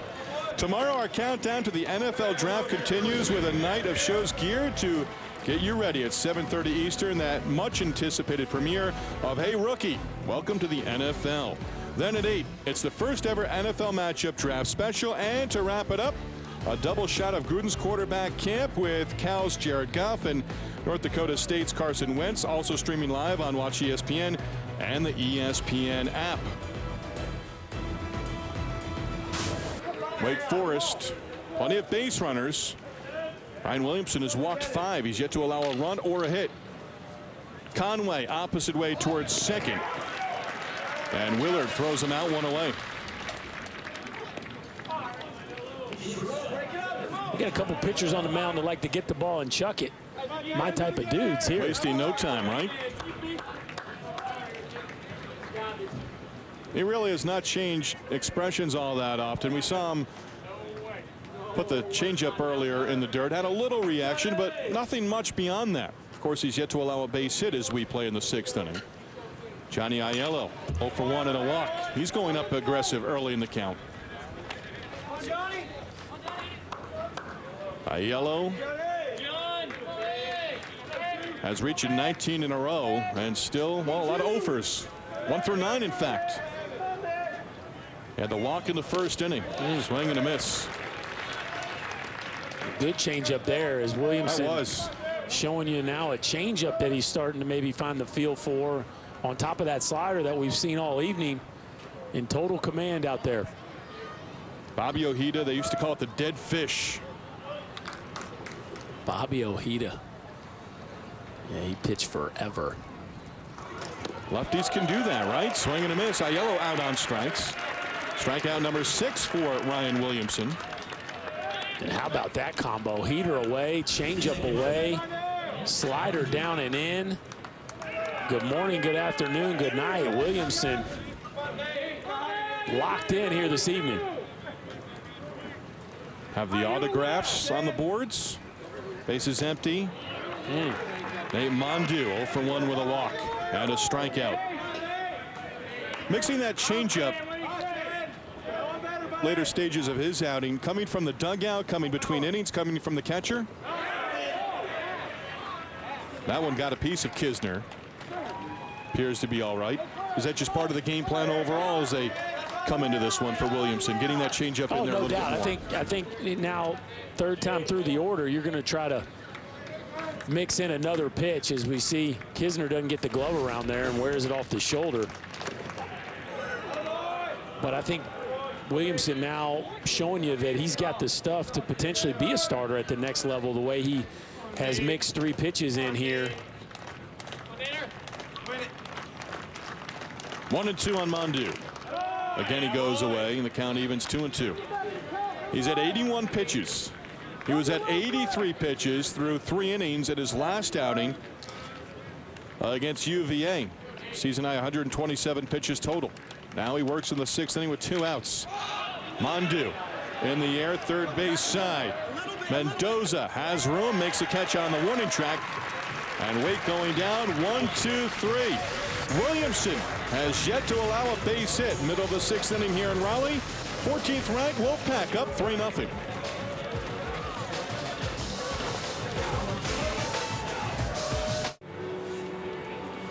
Ryan Williamson sitting all alone in the NC State dugout, alone with his thoughts. He's yet to allow a base hit or a run over 6 scoreless. He's working with a 3-0 lead, and take away the walks. 5 walks in each of his last 2 outings, but he's been impressive nonetheless. Breathing heavy over there, kind of like he's thinking about it. And at this point in the game, it doesn't look like his teammates have much interest in talking to him, but boy, it's been impressive to watch him work. I love his pace. At any level ever, did you infringe on that with a pitcher not knowing the situation? No, I did not. You understood? Yes. Okay. I wasn't going to mess with the pitcher too much during his start anyway, unless there was something from a positioning standpoint that I wanted to talk with him about.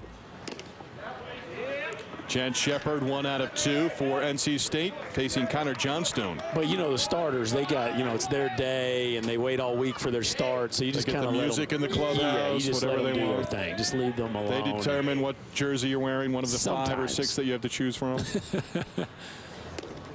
Off the corner, 1-2 on Chance Shepard had a leadoff single in the 4th inning, but nothing else. He was left stranded at second as Johnstone came back and got the next 3 hitters. Johnstone gave up a run in the 1st, a run in the 2nd, 1 more in the 5th. And he's hung in there. He's given Wake Forest all they could ask for here in the 6th inning. Just 3 runs, a quality start if he can get through this inning. Offense has just been dormant. Righty from Roswell, Georgia. And down goes Shepard. He's out on strikes. 4th strikeout for Johnstone. Shepard just can't get into a groove. A nice at bat last time, but chases a ball that just runs up and in on him, almost hits him in the arm. You can see how tied up he gets there. And strike zone discipline, the issue with Shepard all year. Kinnaman 1 for 2, double and a run scored. He's had 2 very good at bats. Leadoff double in the 2nd, line to left in the 4th. And usually take a look at the in-game box. Top 2 hitters in the lineup getting the job done and really balanced throughout. In the air, off the bat of Kinnaman, well hit.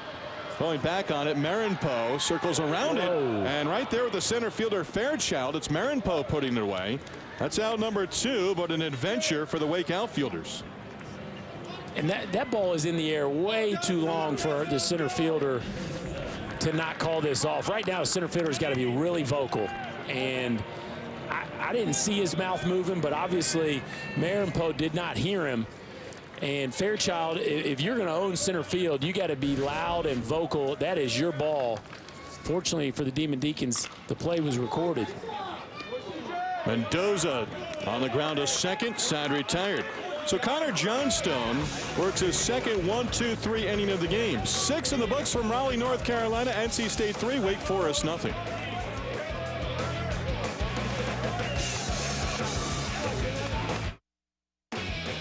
Welcome back to ACC Baseball on ESPNU alongside 3-time All-American, former Major Leaguer Chris Burke. I'm Steve Lennox. Delighted to have you on board as we go to the 7th inning. NC State up 3-0. We take a look at the game summary. 2 starting pitchers have been terrific. Williamson has been just a little bit better than Connor Johnstone. He's yet to allow a run or a hit over 6. Yeah, both pitchers sharp. Johnstone has hung in there. And Williamson has been dynamic this evening. Right out of the gate, we saw the sharp slider. Has had bouts where he struggled with his command, but the fastball has been up in the low 90s. And all night long, the Demon Deacons just have not been able to compete with the slider. We've even seen a few decent changeups. But you see consistently throwing that slider down and into right-handers has been the put-away pitch for Williamson. Johnstone giving up 2 hits, back-to-back hits to open up the 5th inning, then retiring 3 in a row and 3 in a row in the 6th inning.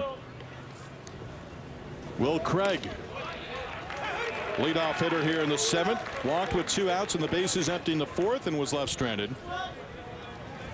Big at bat, and it's hard to say a big at bat in the very first inning, but first and second, 1 out, and he hit into a 6-4-3 double play. 1 ball, 1 strikeout. They appeal, and no swing. So it is a ball and a strike. That was a big at bat. At this point in time, the biggest at bat in the game. And even though he squared it up right at Denand, and at this point in time, that's all they've had a chance to do. Lines this one into left field for a base hit. Leadoff man aboard, and the first hit of the game for Wake Forest coming. A leadoff base hit here in the 7th inning, and it belongs to the ACC's top hitter, Will Craig. And I don't know that Williamson has any back down in him, but if he was looking for a no-hitter, it might have been smart to walk Mr. Craig.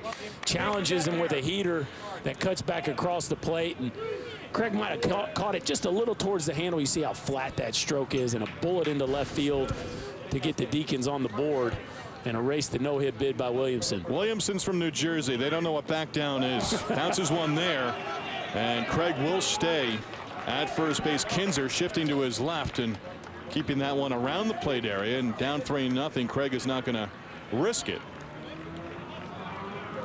You'd like to see him advance on that ball.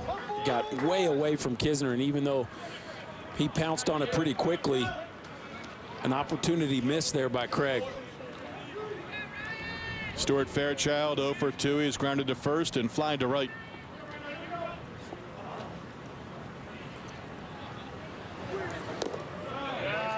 Two 2-0 as Williamson, he's worked from the stretch.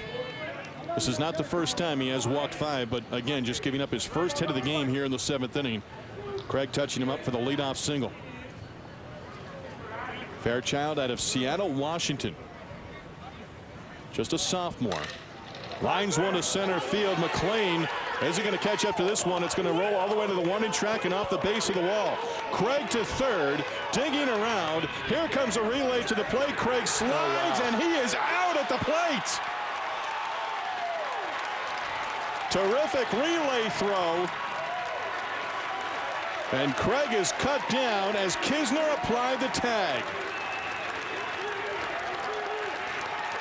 And a beautiful relay by NC State as we see Fairchild with the stroke that made him a freshman All-American, a bullet in the left center field gap. But the relay was excellent from NC State. McLean fields it cleanly off to Denand, who finishes it to Kinsner. And Steve, I got to be honest with you, with nobody out, down 3 runs, I don't know why you would send Will Craig there if you think there's even a chance of it being close at the plate. head coach Tom Walter wishes he had that one back, as he cost the Demon Deacons an out and potentially a couple runs here in the 7th. McLean to Denand to the catcher Kisner, 8-6-2. And Craig out at the plate. Scott Foxhall, who did make a visit to the pitcher's mound in the 1st inning after Williamson walked back-to-back hitters on 8 straight pitches. And Foxhall out there, I like this move because Williamson, you may have seen, sort of showing a little emotion after they got the out at the plate. Just No reset doubt. here a little bit. You've got a runner in scoring position. It's still a 3-run ball game. Everyone get their wits about him. Scott Foxhall is out there, and he may have the timer on him. And there's Coach Walter, and he's going to think about that one for a while. Yeah, in a rare case where the head coach is the third base coach, we don't see that too much anymore. Tim Corbin at Vanderbilt comes to mind, but normally it'd be the head coach in the dugout questioning his third base coach's decision making there. But when you're the head coach and you coach third, it's all on you, and you got to believe Tom Walter wishes he had that one back.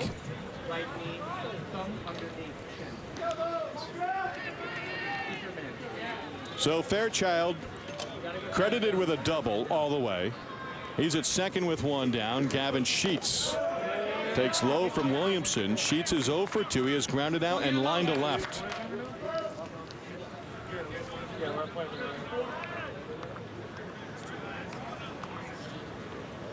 Sheets now 12 hits and 39 at bats against left-handed pitching this year. Good pitch there from Williamson. Fires a strike on the outer half. It's 1-1. He's done a nice job. No, in and yes. out, up and down. Absolutely. He's used both sides of the plate. And the slider primarily to the glove side, but we've seen the fastball and the changeup to both sides of the plate. Down low, Kinzer to the shin guards. He's been busy, active back there. Athletic young man hits third in this lineup. Ranked number 53 by D1Baseball.com, 53rd prospect in the country. And again, you just don't see a ton of athletic offensive catchers.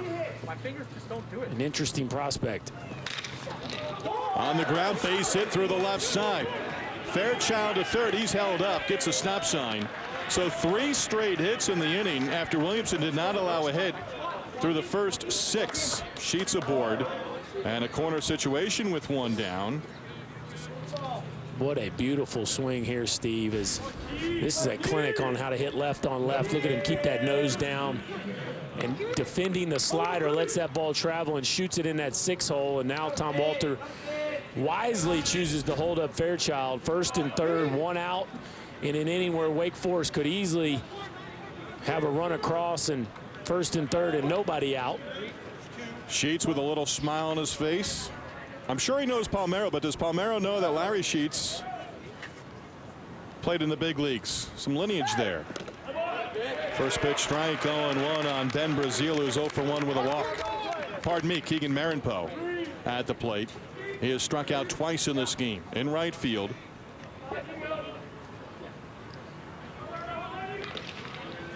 Marinpo has now struck out 13 times on the season and under 50 at bats.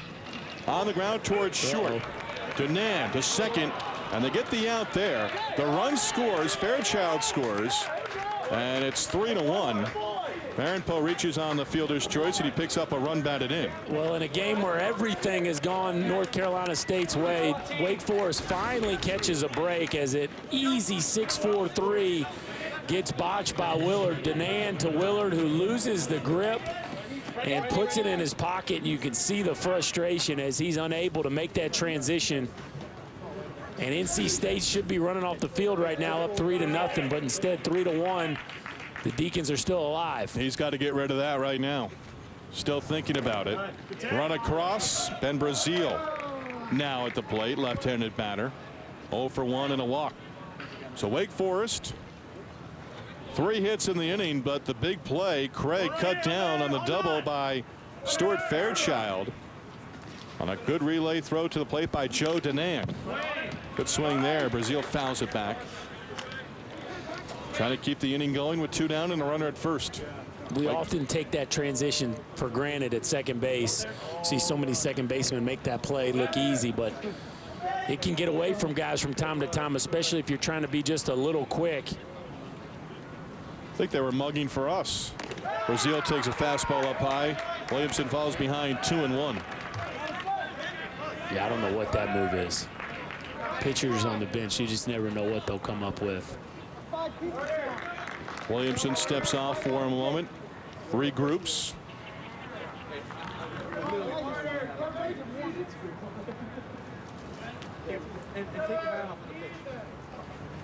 And the 2-1 lifted foul, third base side. Nice crowd here at Doak Field here in Raleigh, North Carolina. They're out on the berm down the third base side. Facility facelift in the early 2000s, some renovations here. Ballpark goes back all the way to the 1960s. That's where I'd be, right there. That's a nice spot. That is a nice spot and a beautiful setting for a ball game. NC State, who has been so consistent. Far enough down the line, a line drive, you can see it if you're paying attention, where you can get out of the way if need be. Yeah, you're not going to wear one in the noggin down there, I don't think. 2-2. Over the mound, past Williamson towards second. Willard will not have a play. He's told by Palmero to look towards third. The runner does hold at second. And Brazil with the base hit. Fourth hit of the inning. Yeah, nothing he can do there, trying to barehand it as he falls off the mound. But I tell you, if you play this inning forward without the out at home by Will Craig, we could be staring at a tie ball game right now if Tom Walter made a different decision with the runner at third base. NC State fortunate to still have a 2-run lead. Willard was unable to turn the double play in the middle at second base. And Scott Foxhall out of the dugout for the second time this inning. And Ryan Williamson, at 100 pitches on the button, is going to exit with 2 on and a 3-1 lead here in the 7th inning. So Scotty Foxhall, the pitching coach, indicating he wants the right-hander out of the pen. And Tommy DeJunis is coming out of the pen for the Wolfpack. And Ryan Williamson, another strong performance, working into the 7th inning, running into some trouble, helped out by his defense. And DeJunis is going to come out of the pen for his second appearance of this series. Williamson will hand him the baseball and say, "Go get him, big fella." And Williamson will exit to a nice round of applause here at Doak Field. 3-1 ball game here in the 7th inning.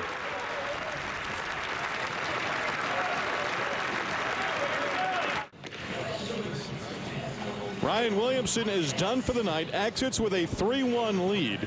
2 outs and 2 on. He is responsible for the 2 runners on base, 5 walks, and 6 strikeouts. Could have been worse. Did not allow a hit over the first 6, but hit 4 hits in this inning and helped out by his defense. Absolutely, as we see NC State with a flawless cut and relay here, and Will Craig, not the fleetest of foot, gets cut down at the plate on the first out of the inning, where things could look a lot differently here as Tommy DeJunis enters the ball game. He went 3 innings on Friday and picked up a save, his 6th on the year.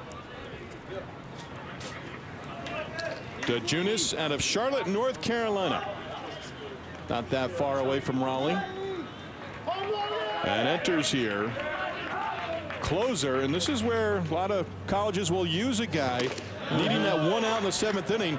Right now, the tying run aboard and the go-ahead run at the plate, and the number 9 hitter, Logan Harvey. Yeah, and you're seeing a fast arm right there, folks. That's 95 miles an hour right out of the gate. A swing and miss slider as well. And they're trying for this sweep. Again, a lot on the line still for NC State as they're trying to get in that regional host mix. Conway hitting one foul out of play. He is 0 for 1 with a walk. Ball and a strike on the number 9 hitter, Logan Harvey. 94-95, the first 2 offerings from DeJunis, and Wake Forest has 4 hits in the inning and only 1 run as Tom Walter looks a little frustrated there in the third base coaching box. Swing and a miss at a fastball. DeJunis ahead 1-2. Gas. And I tell you what, DeJunis with an ERA in the mid-4s, stuff that would represent different numbers, been bit a little bit by some tough luck this season, but you can see there that is a high-end arm coming out of this Wolfpack bullpen. Averaging over a strikeout per inning on the season. Looking to put Harvey in the books. Breaking ball in there for a called strike 3, and the inning is over. So DeJunis comes out of the bullpen, strikes out the only batter that he faces. Wake a run on 4 base hits, and they strand 2. Tommy DeJunis, ladies and gentlemen, coming out of the bullpen and putting out the fire. A slider on the black to get the Wolfpack off the field.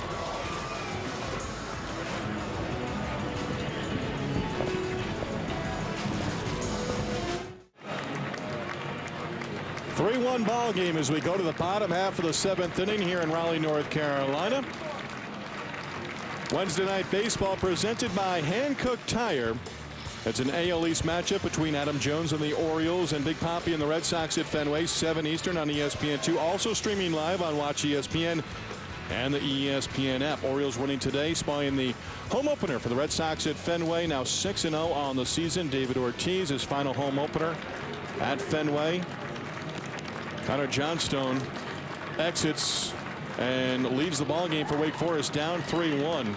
And the new pitcher in the ball game for Wake is their closer, Donnie Sellers, making his second appearance of this series. Yeah, Wake Forest wants to try to keep the score right there, and down 3-1. Johnstone give them all they could ask for. A beautiful outing by him, and a little rough early on, but he hung in there and has kept his team in the ball game. Now they're going to flip the ball to Sellers, see if they can't win this thing late. Donnie Sellers, as I mentioned, second appearance of this series, picked up a save, his 5th on the year last Tuesday in a win against Davidson. Worked a 1-2-3 9th inning, came in relief in the middle innings in this series where it was set up for him to go. He went 2 innings, gave up a run in relief of Drew Loprich on Saturday. Entered with a 2-0 lead in the 7th, gave up a run. Actually entered in the 6th, pardon me. Wake got a run in the 7th to go up 2-0. Then he gave up a run in the bottom half of the 7th inning. And then Will Craig gave up a run in the 8th, allowing NC State to tie it up. And the Wolfpack with a run in the 10th. 2-out RBI base hit by Preston Palmero, who's got 2 RBIs in this game. Willard, game of redeeming features. Can he redeem himself here? Starting things off in the home 7th inning, batting in the number 9 spot in the lineup. Went too far, actually foul tipped it. Boy, good slider there from Donnie Sellers. And I tell you, the margins are so small. Wake Forest is, no matter what happens in this series, they're going to drive home thinking they let at least one game slip away. And you just can't get away with 5 errors in this league, not against a team like NC State. Slider in the dirt. And even this game tonight, think it just a couple plays go one way or the other, right. and Wake Forest could easily be up. A few decisions by head coach Tom Walters. They didn't play the infield in. They tried to send Craig to start off the inning, and so they find themselves in a hole. Willard, as Taylor Black will pick it up in front of new best friend. He may flip that one up into the seats. Ryan Willard back to the top of the order for Brock Deathridge and Josh McClain. 9-1-2 due up for NC State here in the home 7th inning. Fastball up and away. Sellers goes 3-2 on the first batter that he faces here in the 7th inning.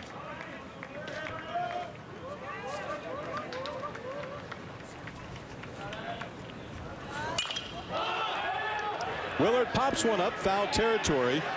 Back behind the plate, catcher Logan Harvey runs out of room. There's a souvenir. Will Craig also in the picture, taking a look. Good at bat here from Willard to start off the 7th, and Wake Forest looked awfully comfortable last inning. Of course, DeJunis came in and shut the door, but if you're NC State, you sure would like to see a couple more runs on this lead heading into the last couple innings of the ball game.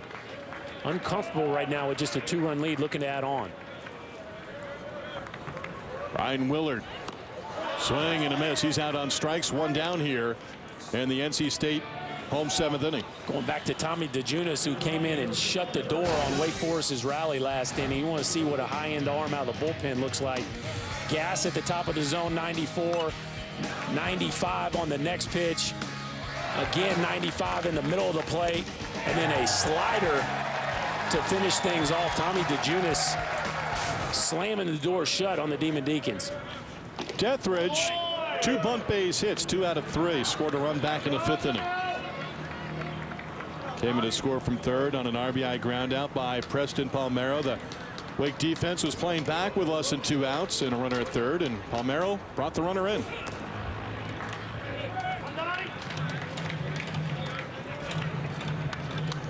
NC State has not trailed. Came back, 5 runs down. Won the series opener at 2 5-run innings. And the 5 errors, as Chris mentioned, for Wake in the series opener Friday night, below the knees for a ball. Sellers was an outfield prospect out of high school, and big arm, and now working in relief. A sophomore. Opposite way foul.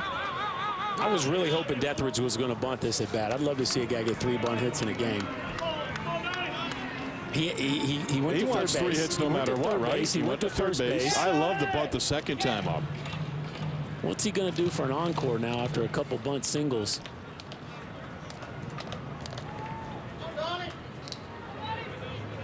Two from Sellers. Outside with a breaking ball, 3-2. Tell you, a couple interesting arms out of the bullpen in this game. DeJunis obviously put on a show last inning, and now Sellers showing you some real stuff. Some nice bite on that slider. Backdoor just missed. Outside, he lost him in a 1-out walk. First walk allowed. Johnstone did not walk a batter over his 6 innings. 1-out base runner, and Josh McClain, who's had a terrific series, 2 for 3 tonight. Another double, his 4th of the series, back in the 1st, and he scored the game's 1st run. And this is where it gets interesting for NC State. Deathridge on for the 3rd time this evening. Now McClain, then you got to deal with Kisner and Palmeiro. Dangerous part of the order here for the Wolfpack. McClain facing Sellers for the first time. Fastball riding in tight, and a ball, no strikes. McClain playing college baseball in his home state, Alexander Central High School. 11-game hit streak earlier this year. Toss to first base. Deathridge back in. 1-0. This is a good time to hit and run. You know McClain can barrel it up. You got a speedy Deathridge on first base and a fastball count. Runner goes.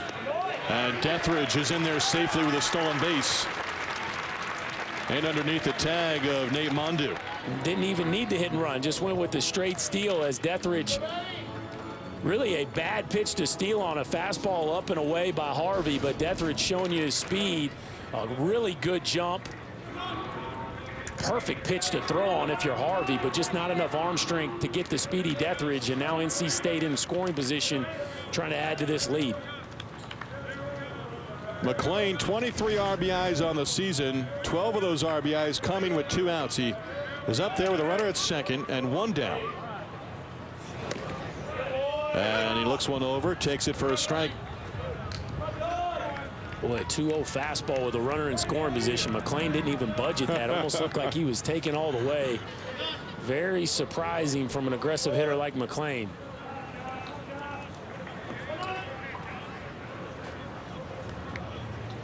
Sellers sets just above the belt. Hit on the hands.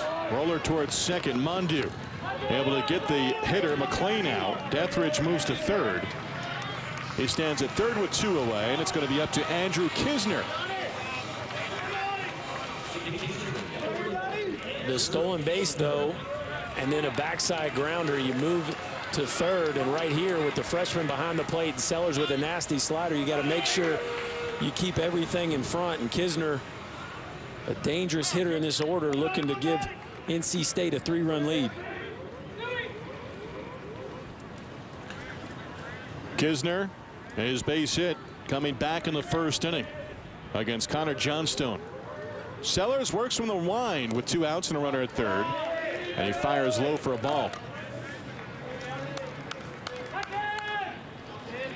Wolfpack, just 2 hits and 10 at-bats, but all 3 runs, timely hitting. Knocked in those situations where they've been able to come through on a couple of occasions against Johnstone. Now trying to do it against Sellers. Breaking ball there, chased, and terrific job by the catcher, Logan Harvey. I tell you what, you talk about athletic. This is a nasty slider from Sellers, and Harvey able to get around it, not just block it, Steve, but to get it going back in the middle of the field. Watch him get around this slider here as he gets out of his crouch and gets that right shoulder around the ball. That is textbook. Look at that right shoulder get around the baseball and deflect it right back to the middle of the field. Beautiful job there from Logan Harvey.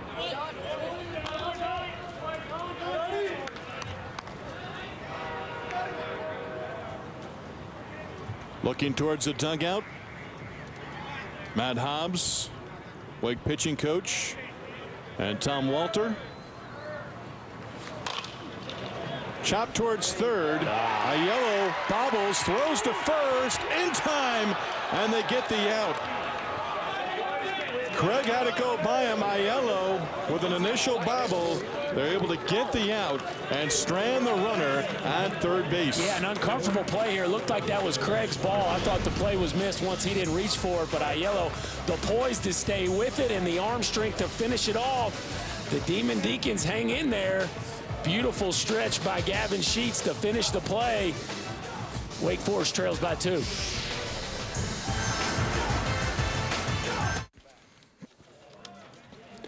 Three-1 ball game as we go to the top half of the 8th inning here in Raleigh, North Carolina. Great stretch at first by Sheets, and NC State leaving a runner at third. Yeah, we see a lot of first basemen these days sometimes take that play for granted and let that ball travel a little too much, but Sheets getting all the way out there on his front foot, secured that out for the Demon Deacons. A big play in this ball game. DeJunis goes to work here in the 8th inning, fires a fastball, strike 0-1 on Kevin Conway, who is 0 for 3. Larry Sorensen, former big league pitcher, does a little radio for Wake Forest. He's at the game here tonight. Boy, he just pounds the zone. Missing there 1-1. And talking with Larry earlier in the week, he says that Gavin Sheets is average or perhaps a tick or two above average. He's ready to play defensively at first base in the majors right now. Of course, he's got time here in the college ranks to continue to mature and expand his game. That's high praise. Kevin Conway looking to get things going here in the 8th inning. Wake down 2.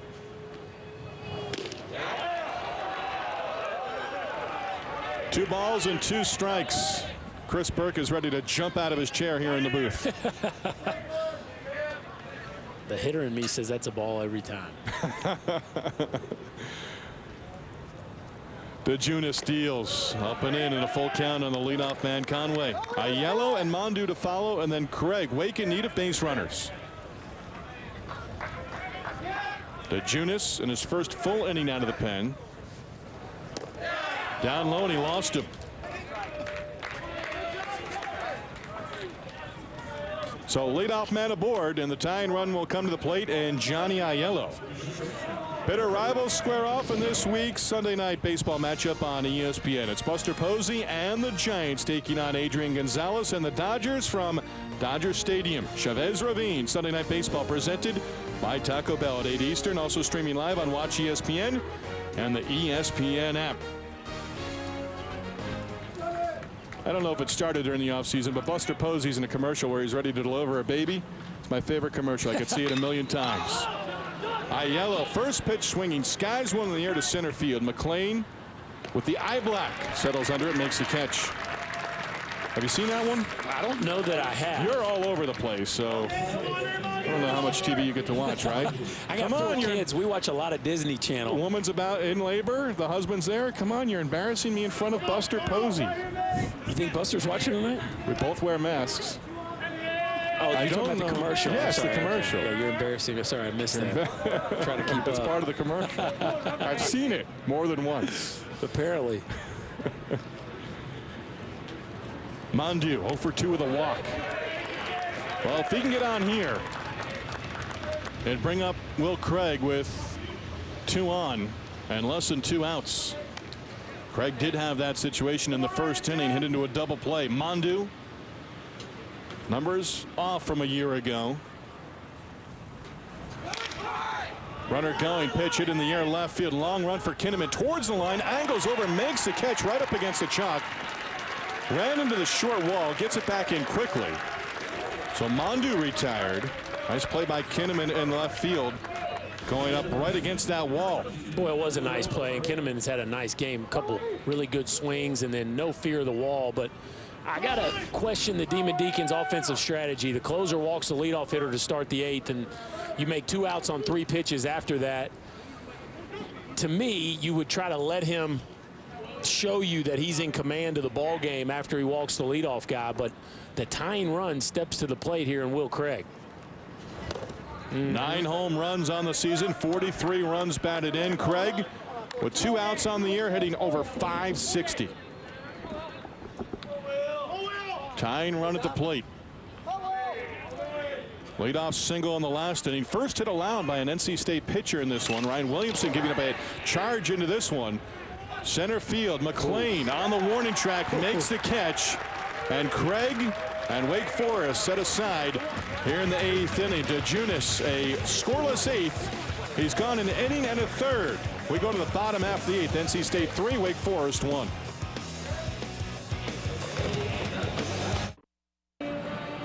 Wolfpack on top of the Demon Deacons, 3-1, looking for the series sweep here in Raleigh.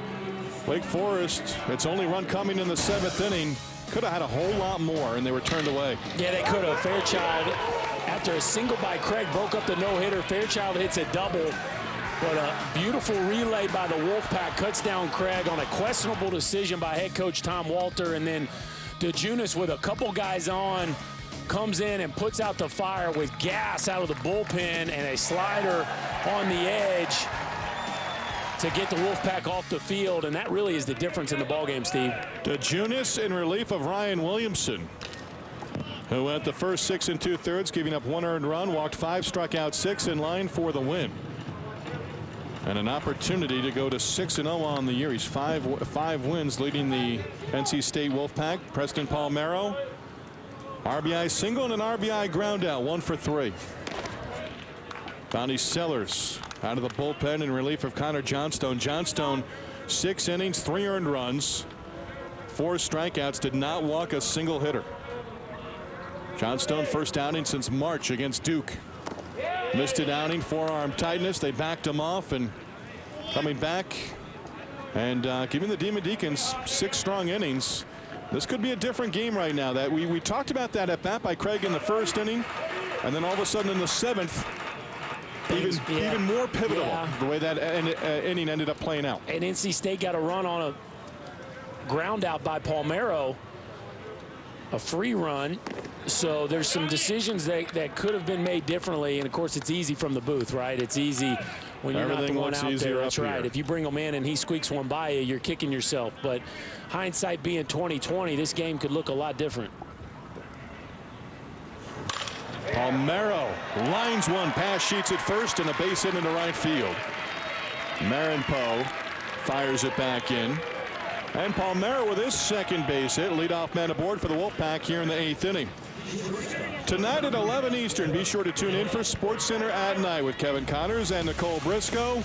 They'll have all the Major League Baseball highlights, the NBA, including Kobe's last game in OKC, and a look back at the final round of the Masters on Sunday. SportsCenter at Night tonight, 11 Eastern, right here on ESPN, and streaming live on Watch ESPN and the ESPN app. Good to see Kobe going out well. Playing pretty stinking well here down the stretch run. He's getting his points. Is that what he had this weekend? 35 points I think he had against Houston the other night. Enjoyed watching the Warriors and Spurs after the final round of the Masters Sunday. And Golden State tying the Bulls regular season record, 72 wins, and they can close out a regular season at home against Memphis on Wednesday. Win in San Antonio, I believe it was 33 in a row for San Antonio during the regular season at home against the Warriors. They ended that streak. They also ended the Warriors' win streak that almost got to 50. Still no team in the NBA history has gone 41-0 at home during the regular season. And I know we're not doing NBA here, but I'm just going to say my piece on this, but I got to say this. Can we please stop talking about the Golden State being rested? Like, those kids are all in their mid to early 20s. Stop. They've had plenty of games. 2 or 3 games a week. They've had plenty of games this year where they've rested the entire fourth quarter. This isn't the Spurs. We're not talking about Ginobili and Duncan here. These are 25, 26, 27-year-old dudes. They got plenty of gas in the tank. Denand in the air to left field. Conway drifting back. Middle of the warning track, makes the catch, crashes into the wall, spins and fires back in. Denand gave that one a ride. During this political season, I concur with Chris Burke on that last point. I tell you what, it's been a pretty clean defensive ball game here tonight, Steve. We've seen some nice defense in the outfield, especially as Denand. I love the depth in his legs there to go get that baseball, but Conway makes a very nice play. No fear of that wall. We've seen some outfielders moving right, left. We saw a great relay.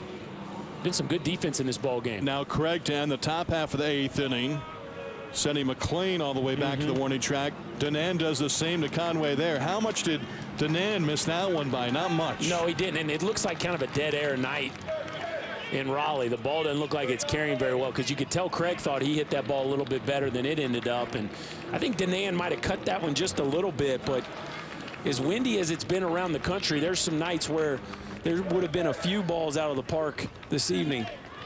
We saw Farish warming in the bullpen. He has 1 appearance in this series so far. Palmera at first, 1 down. Chance Shepard 1 for 3 with a single, sandwich in between a couple of strikeouts. Facing Donnie Sellers for the first time. Wake 3 outs away from completing a series sweep and picking up their 23rd win overall in the season and improving to 8-5 in conference play. DeJunis has gone 3 innings already and 1 outing in this series. Will he be asked to get the final 3 outs in the 9th inning? I would think so. He's been economical so far. Got the final out in the 7th and worked a scoreless 8th inning. Yeah, there hadn't been a ton of stress on those pitches other than the out he recorded in the 7th.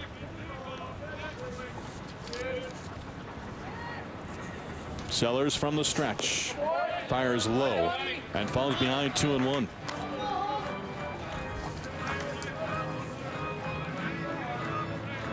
Sellers from High Point, North Carolina, Westchester County Day, sophomore.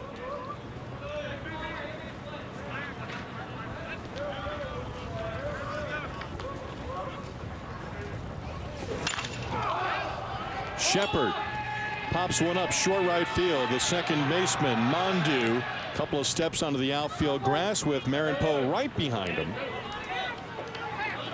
And 2 outs. Boy, and Shepard just missed this ball, and you see how hard of a night it is. We've seen a couple fly balls come up short, and you can see the wind blowing in tonight as Mondu came way in to catch that ball. And good thing for NC State the wind is blowing in, because Will Craig might have tied up the ball game had it not been. Brett Kinnaman, a double on 3 at-bats and a run scored. Sellers trying to keep this a 2-run deficit, working with 2 outs and a runner at first in the home 8th inning.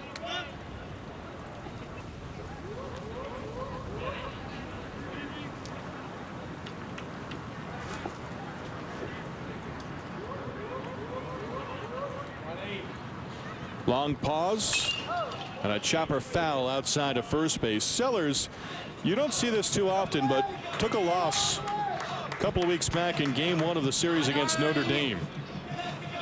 Had to wait out a 33-minute rain delay that came with 2 outs. Final score in that game was 15-13. Wake got 7 in the 9th inning. Irish scored 6 in the bottom half of the 9th inning. Wow. They put the timer on pitchers as soon as that rain starts, and they call for the tarp in most instances. 33 minutes. If he got a little activity underneath, perhaps, or kept things going a little bit, kept the blood going. Didn't cool down too much. Good breaking ball there, in for a strike, and he's ahead 1-2. Big pitch here. Keep it right at 2 runs. Try to get off the field and see if you can't steal one here in the top of the 9th. Kinnaman, who has really swung the bat well tonight, will not be an easy out to retire, though. Runner away from first, and he misses down and in. Count evens 2-2. Boy, one thing with Harvey, he's made the pitcher work out there. Johnstone a couple of times had to bend down on throws back to the mound, and that one getting away from Sellers. You don't want to talk about that too much with catchers because it can get extremely mental with these guys behind the plate. Just a funny deal back there with catchers through the years. How many of them have struggled throwing the ball back to the mound? Mackie Sasser in the 80s comes to mind. Left-handed hitting catcher. So a full count and 3 down, or 2 down in the inning. 3 down would retire the side, of course. We'll get that in there. Catcher Harvey letting the infielders know runner Palmeiro will be off and running here.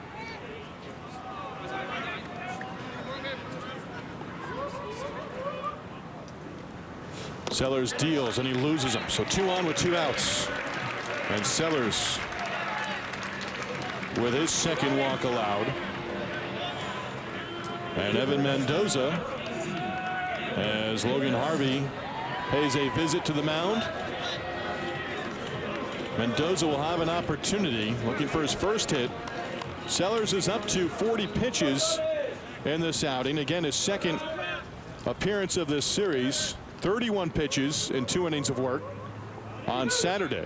These guys are extended, building up the arm strength and pitching for the second time in 3 days. Boy, that off day, whole different story the way these two teams can work their bullpens with the off day between game 2 and game 3. Odd. I haven't seen that, and I'm not exactly sure why some teams get to play Friday, Saturday, and others go Saturday, Sunday, Monday. But nevertheless, I'm sure the coaching staffs had no problem other than the extra day in a hotel. They did the same for the series at Wake last year. Series sweep by the Wolfpack. And Sellers, you wonder now how much more. He might be a little tired with that right arm. Well, I would guess this would be his last hitter if he's unable to retire him. Trying to get him off the field. Searching for that last big out. Leadoff single, a 2-out walk, 2 on. Mendoza chops one foul towards the third base side beyond the dugout.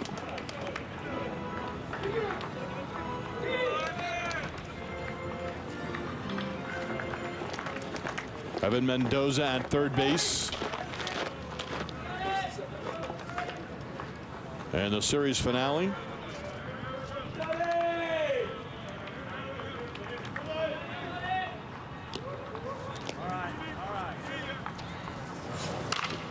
Breaking ball in the air to right field. That's going to fall for a hit. Palmeiro will score, sliding in feet first. A 2-out RBI base hit by Evan Mendoza, and a little insurance for the Wolfpack. Here in the 8th inning, Mendoza picks up his 7th RBI in the season, much to the delight of the fans here in Raleigh. A big 2-out RBI hit, and they don't draw pictures in the scorebook, Steve, as you see a backup breaking ball that he just kind of places into shallow right field, and those are the best ones with runners in scoring position because you know the run's going to score easy. As you see, Palmeiro didn't need to slide, but just felt like getting dirty, and the Wolfpack now up 3 here in the bottom of the 8th. So a visit to the pitcher's mound by Matt Hobbs, and we'll have a new pitcher in the ball game. We'll tell you all about him when we continue. 4-1, NC State on top here in the home 8th inning, looking for more with 2 outs.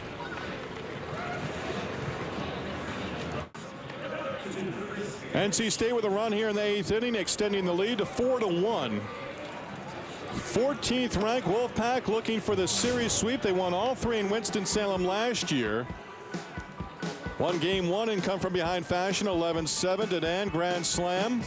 Game 2 down 2-0, came back against Sellers and Will Craig and ended up winning in the 10th inning on an RBI base hit by Preston Palmeiro, who's got 2 RBIs here in the series finale.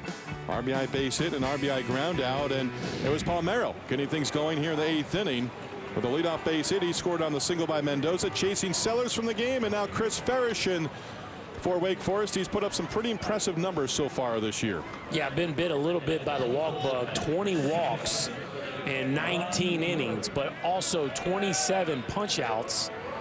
You see opponents only hitting $170 against him, so a dynamic arm, some really, really good stuff. The question is, can he command it? When he does, he's awfully effective. Farish out of Houston, Texas.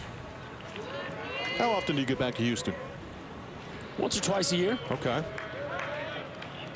Headed down to do the Aggies and the Commodores in a few weeks, so I'll fly into Houston. Ryan Willard picked up an RBI with a sac fly back in the second. He's also struck out twice.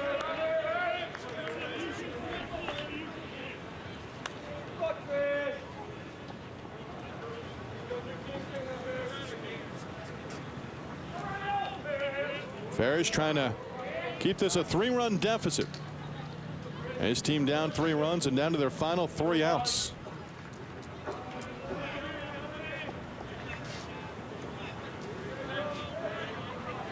Farish listed at 6'4", 215. Redshirt sophomore delivers a strike. It's quickly 0-2 on Ryan Willard.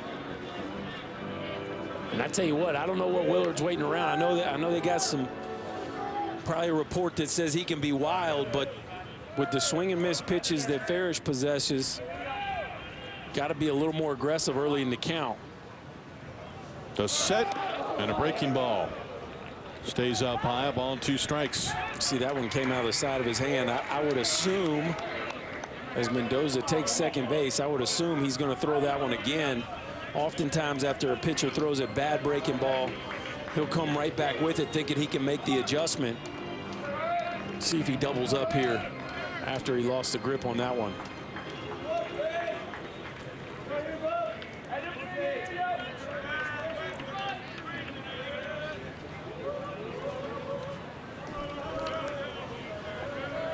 One ball, 2 strike count, 2 outs here in the 8th inning. Did just that. And again, he misses up high. It's 2-2. Yeah, neither one of those were very good. So at this point, if you're Willard, you got to feel pretty good. You're getting a heater here on 2-2. And with a couple runners in scoring position, he got a chance to blow this game wide open. A run across on the 2-out base hit by Evan Mendoza. He's now in scoring position. His base hit chasing Donnie Sellers from the game. Farish deals. Down and away. And the appeal on the check swing. He did not go around in a full count. Went back to the breaking ball, and this one was better.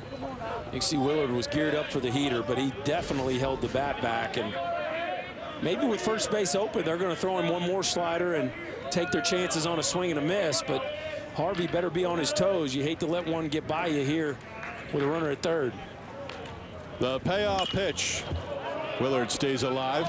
What did he do differently? The first 2 up in the zone above the eyes of Willard. That 3rd straight slider that he threw was down and away, and had a little sharp bite to it. Definitely. You can see he got much better extension on that 3rd one than he did on the first 2, but unfortunately none of them were really all that chaseable. It wasn't DeJunis. No, it wasn't. Willard waiting for the 3-2. Lost him, and the bases are full. So Farish walks the first batter that he faces.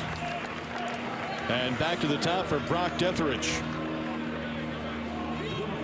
Tough situation for the Demon Deacons here. And Tom Walter, you bring in a guy like Farish, you're hoping to get some swings and misses, but the flip side of that is command issues. And now with the bases loaded, you can ill afford a base on balls here. Detheridge has been aboard 3 times with 2 hits and a walk. Also has a stolen base and a run scored. Nothing or nowhere to put him in this situation. First pitch swinging, lines one in the left center field for a base hit. 2 runs will come to score. Fairchild fires back in. Detheridge having himself a night at the plate. 3 hits, knocks in 2. And NC State with 3 across with 2 outs here in the 8th inning, breaking this one open. Boy, they did. And Detheridge, the offensive star of the game for NC State here this evening, has reached base 4 times. And this one, the biggest hit of them all, a bullet in the left center field gap. Ready to hit a first pitch heater. Aggressive approach pays off as NC State finds himself up now 5 runs.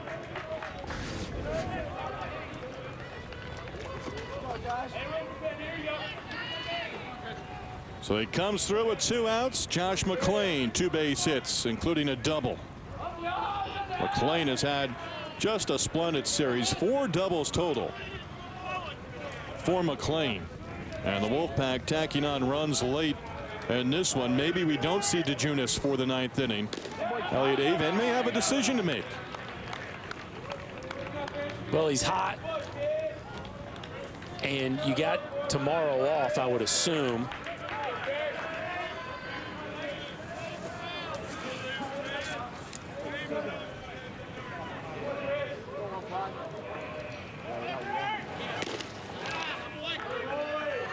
In action tomorrow. So at Elon tomorrow, maybe they do put him down now with a 5-run lead just in case you need him tomorrow night. It looks like maybe they're going to stick with him as nobody's playing catch right now. Wake will take on UNC Greensboro at home Tuesday, wrapping up a lengthy stay on the road, and then they're at UNC Greensboro Wednesday. So Wake Forest, their head coach Tom Walter, 3 outs away from being swept, giving up 3 runs here in the 8th inning as Wolfpack have gotten to the bullpen. Oh boy. McClain count now, ball and 2 strikes with 2 outs here in the 8th inning. Chris Farish, second appearance of this series, did not record an out and ended up being charged with 2 runs, gave up a walk. And the defense and the outing that he had earlier in the series on Friday, the 5 errors, he was right in the middle of that at one point. Swing and a miss, late swing there by McClain. He's out on strikes, and the side retired. 3 runs in the inning, and a 6-1 lead for NC State. Brock Gethridge has had himself of the night at the plate for the Wolfpack.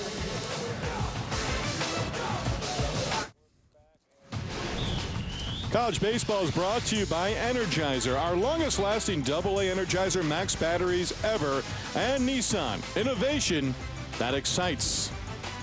Steve Lennox, Chris Burke along with you. Glad you've been with us tonight. ACC baseball on ESPN, series finale on this Monday in Raleigh, 6-1. And we have our answer. Tommy DeJunis is going to be asked to get the final 3 outs. And I think that's the right call. Once he's up and hot, a conference game that you get a chance to get a series sweep in, there's no reason to mess around. Put your hoss back out on the mound and let him close this one down. On in relief of Ryan Williamson, who went 6 2/3, allowing 1 earned run, and Williamson in line for his 6th win on the year. DeJunis got the final out in the 7th, walked the leadoff hitter in the 8th, and then retired the next 3 hitters. Stuart Fairchild will start things off. Fairchild looks at a strike. He had a double in the 7th inning. And that double, you think, okay, at a double, will Craig going to 3rd, 2nd, and 3rd, nobody out? No. Tom Walter sent Craig, trying to score him all the way from first base, and he was cut down at the plate. Fairchild ended up scoring on a fielder's choice ground out by Keegan Marinpo. But that was the only run they got. Now a 6-1 ball game in the top of the 9th inning.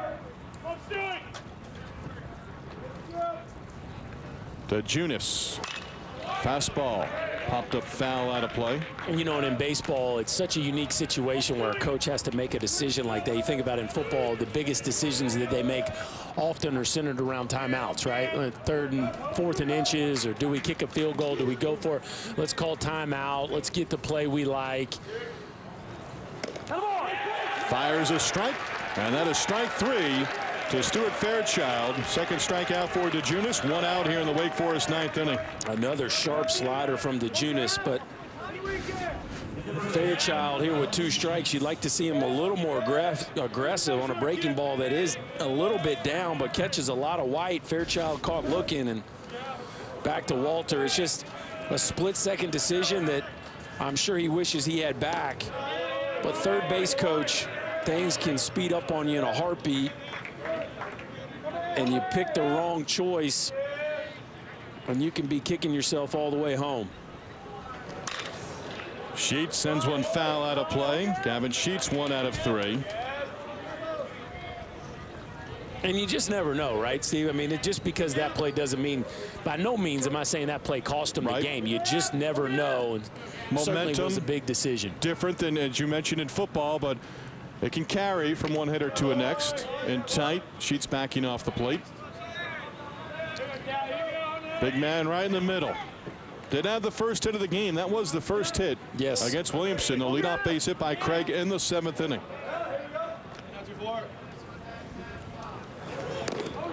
Gavin Sheets takes a strike from DeJunis. And you just never know when your big ABs are going to come. But for Craig, his biggest at bat in the game was in the first, and unlucky to hit a bullet right at the shortstop for a 6-4-3 inning double play. 3-2 on Sheets with one out here in the 9th inning. I think the tone set was established rather than a momentum swing. Just the tone being set. That was a scary AB. If you're Elliott Avent and you're in that dugout with Will Craig up to bat with 2 on, you're not real comfortable. And to get out of that, not just to get out of it, but to walk out of there with a double play and getting off the field was definitely a tone setter by Williamson, who was outstanding this evening. Jersey native in line for the win.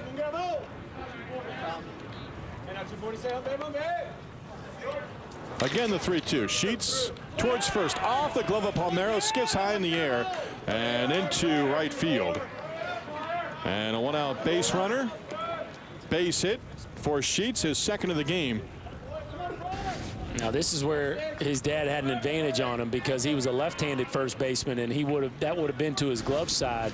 But for a right-handed first baseman, a difficult backhanded play, a top spinner that bounces up, and would have been an outstanding play to make that one. Goes as a base hit for Sheets, his 2nd of the ball game. Pinch hitter for Wake Forest as Keegan Marinpo will head back to the dugout. And DeJunis will now face Jonathan Pryor. Pryor going up there, first pitch swinging. Hits one foul out of play, third base side. So Pryor gets an at bat.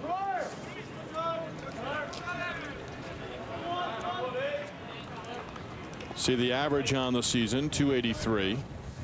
Pryor's been a guy they've used in the leadoff spot this year. Shows bunt, instead takes a strike just above the knees. It's 0-2.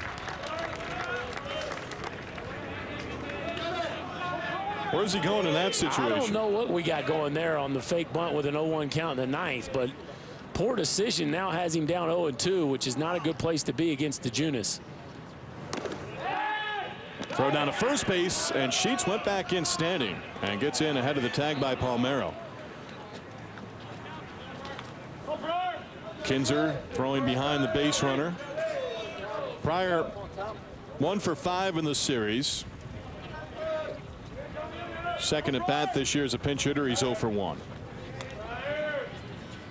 DeJunis delivers and pitch down low. Little late break there. And the count even up. 2-2 on Pryor, the pinch hitter. And see, what I don't understand, I see this from a lot of college clubs. They throw the 0-2 pitch so far off the plate it has no chance to be chased. Just a complete waste fastball. Then you try for the swing and miss on 1 and 2. Now the count's even again, 2-2. And it runs full. And when you got stuff like DeJunis against a pinch hitter who comes in cold, I just don't understand the reason to totally waste the pitch on 0-2. You gave him a free ball, and now you find yourself in a full count. He's 3-2 on his 2nd straight hitter. Lost Sheets on a base hit. Pryor stays alive. NC State has not trailed. A run in the 1st, a run in the 2nd, led 2-0 after 4, added a run in the 6th. Wake, it's only a run coming in the 7th. Wolfpack adding 3 in the 8th. Giving DeJunis a little breathing room here in the 9th. He is on in a save situation. Sharply hit foul outside of 3rd, right in between Tom Walter and the 3rd base bag. And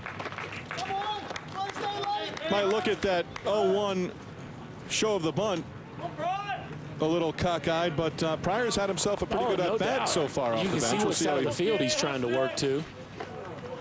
Coach better be heads up. Indeed. That was one almost right at his tiptoes. DeJunis sets. And Pryor works out the walk. So Wake with 2 on with 1 out. And Ben Brazil will saunter up to the plate. Second walk by DeJunis.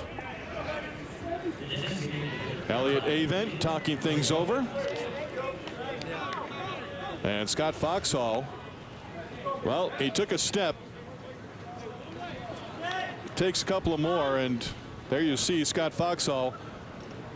They're having a nice conversation here. I don't think he's real happy about it. I don't think Scott Foxhall. Well, they're going to do a little double switch here, it looks like. So Will Gilbert up and throwing in the NC State bullpen. And he hasn't been warming all that long. He was up earlier. But DeJunis, after the strikeout against a leadoff hitter, Fairchild, giving up a single and a walk.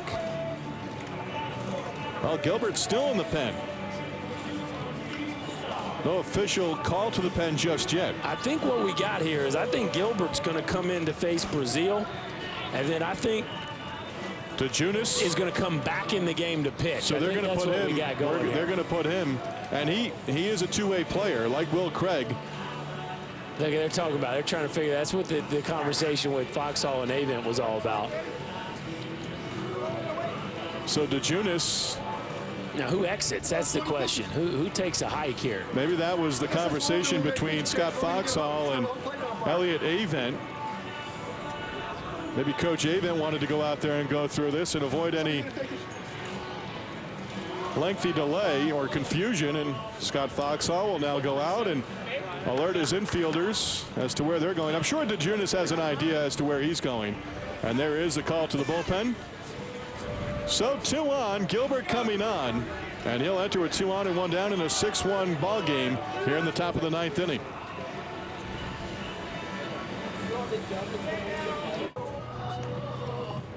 Ryan Williamson is going to have to wait a little longer to see his name in the win column.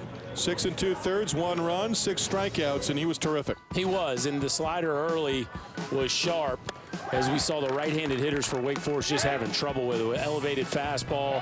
Lefties really had no chance against the breaking ball away. You thought the righties were going to have a little better defense of that pitch, but they were helpless as well. Williamson took a no-hitter into the 7th, I believe. To the top of the 7th inning, spoiled by Will Craig, and we touched on in the middle innings, really established that changeup as he went on in the middle innings. So Will Gilbert is now on the mound. The lefty is on with 2 on and 1 out. Ben Brazil, left-handed batter, scheduled up. Mendoza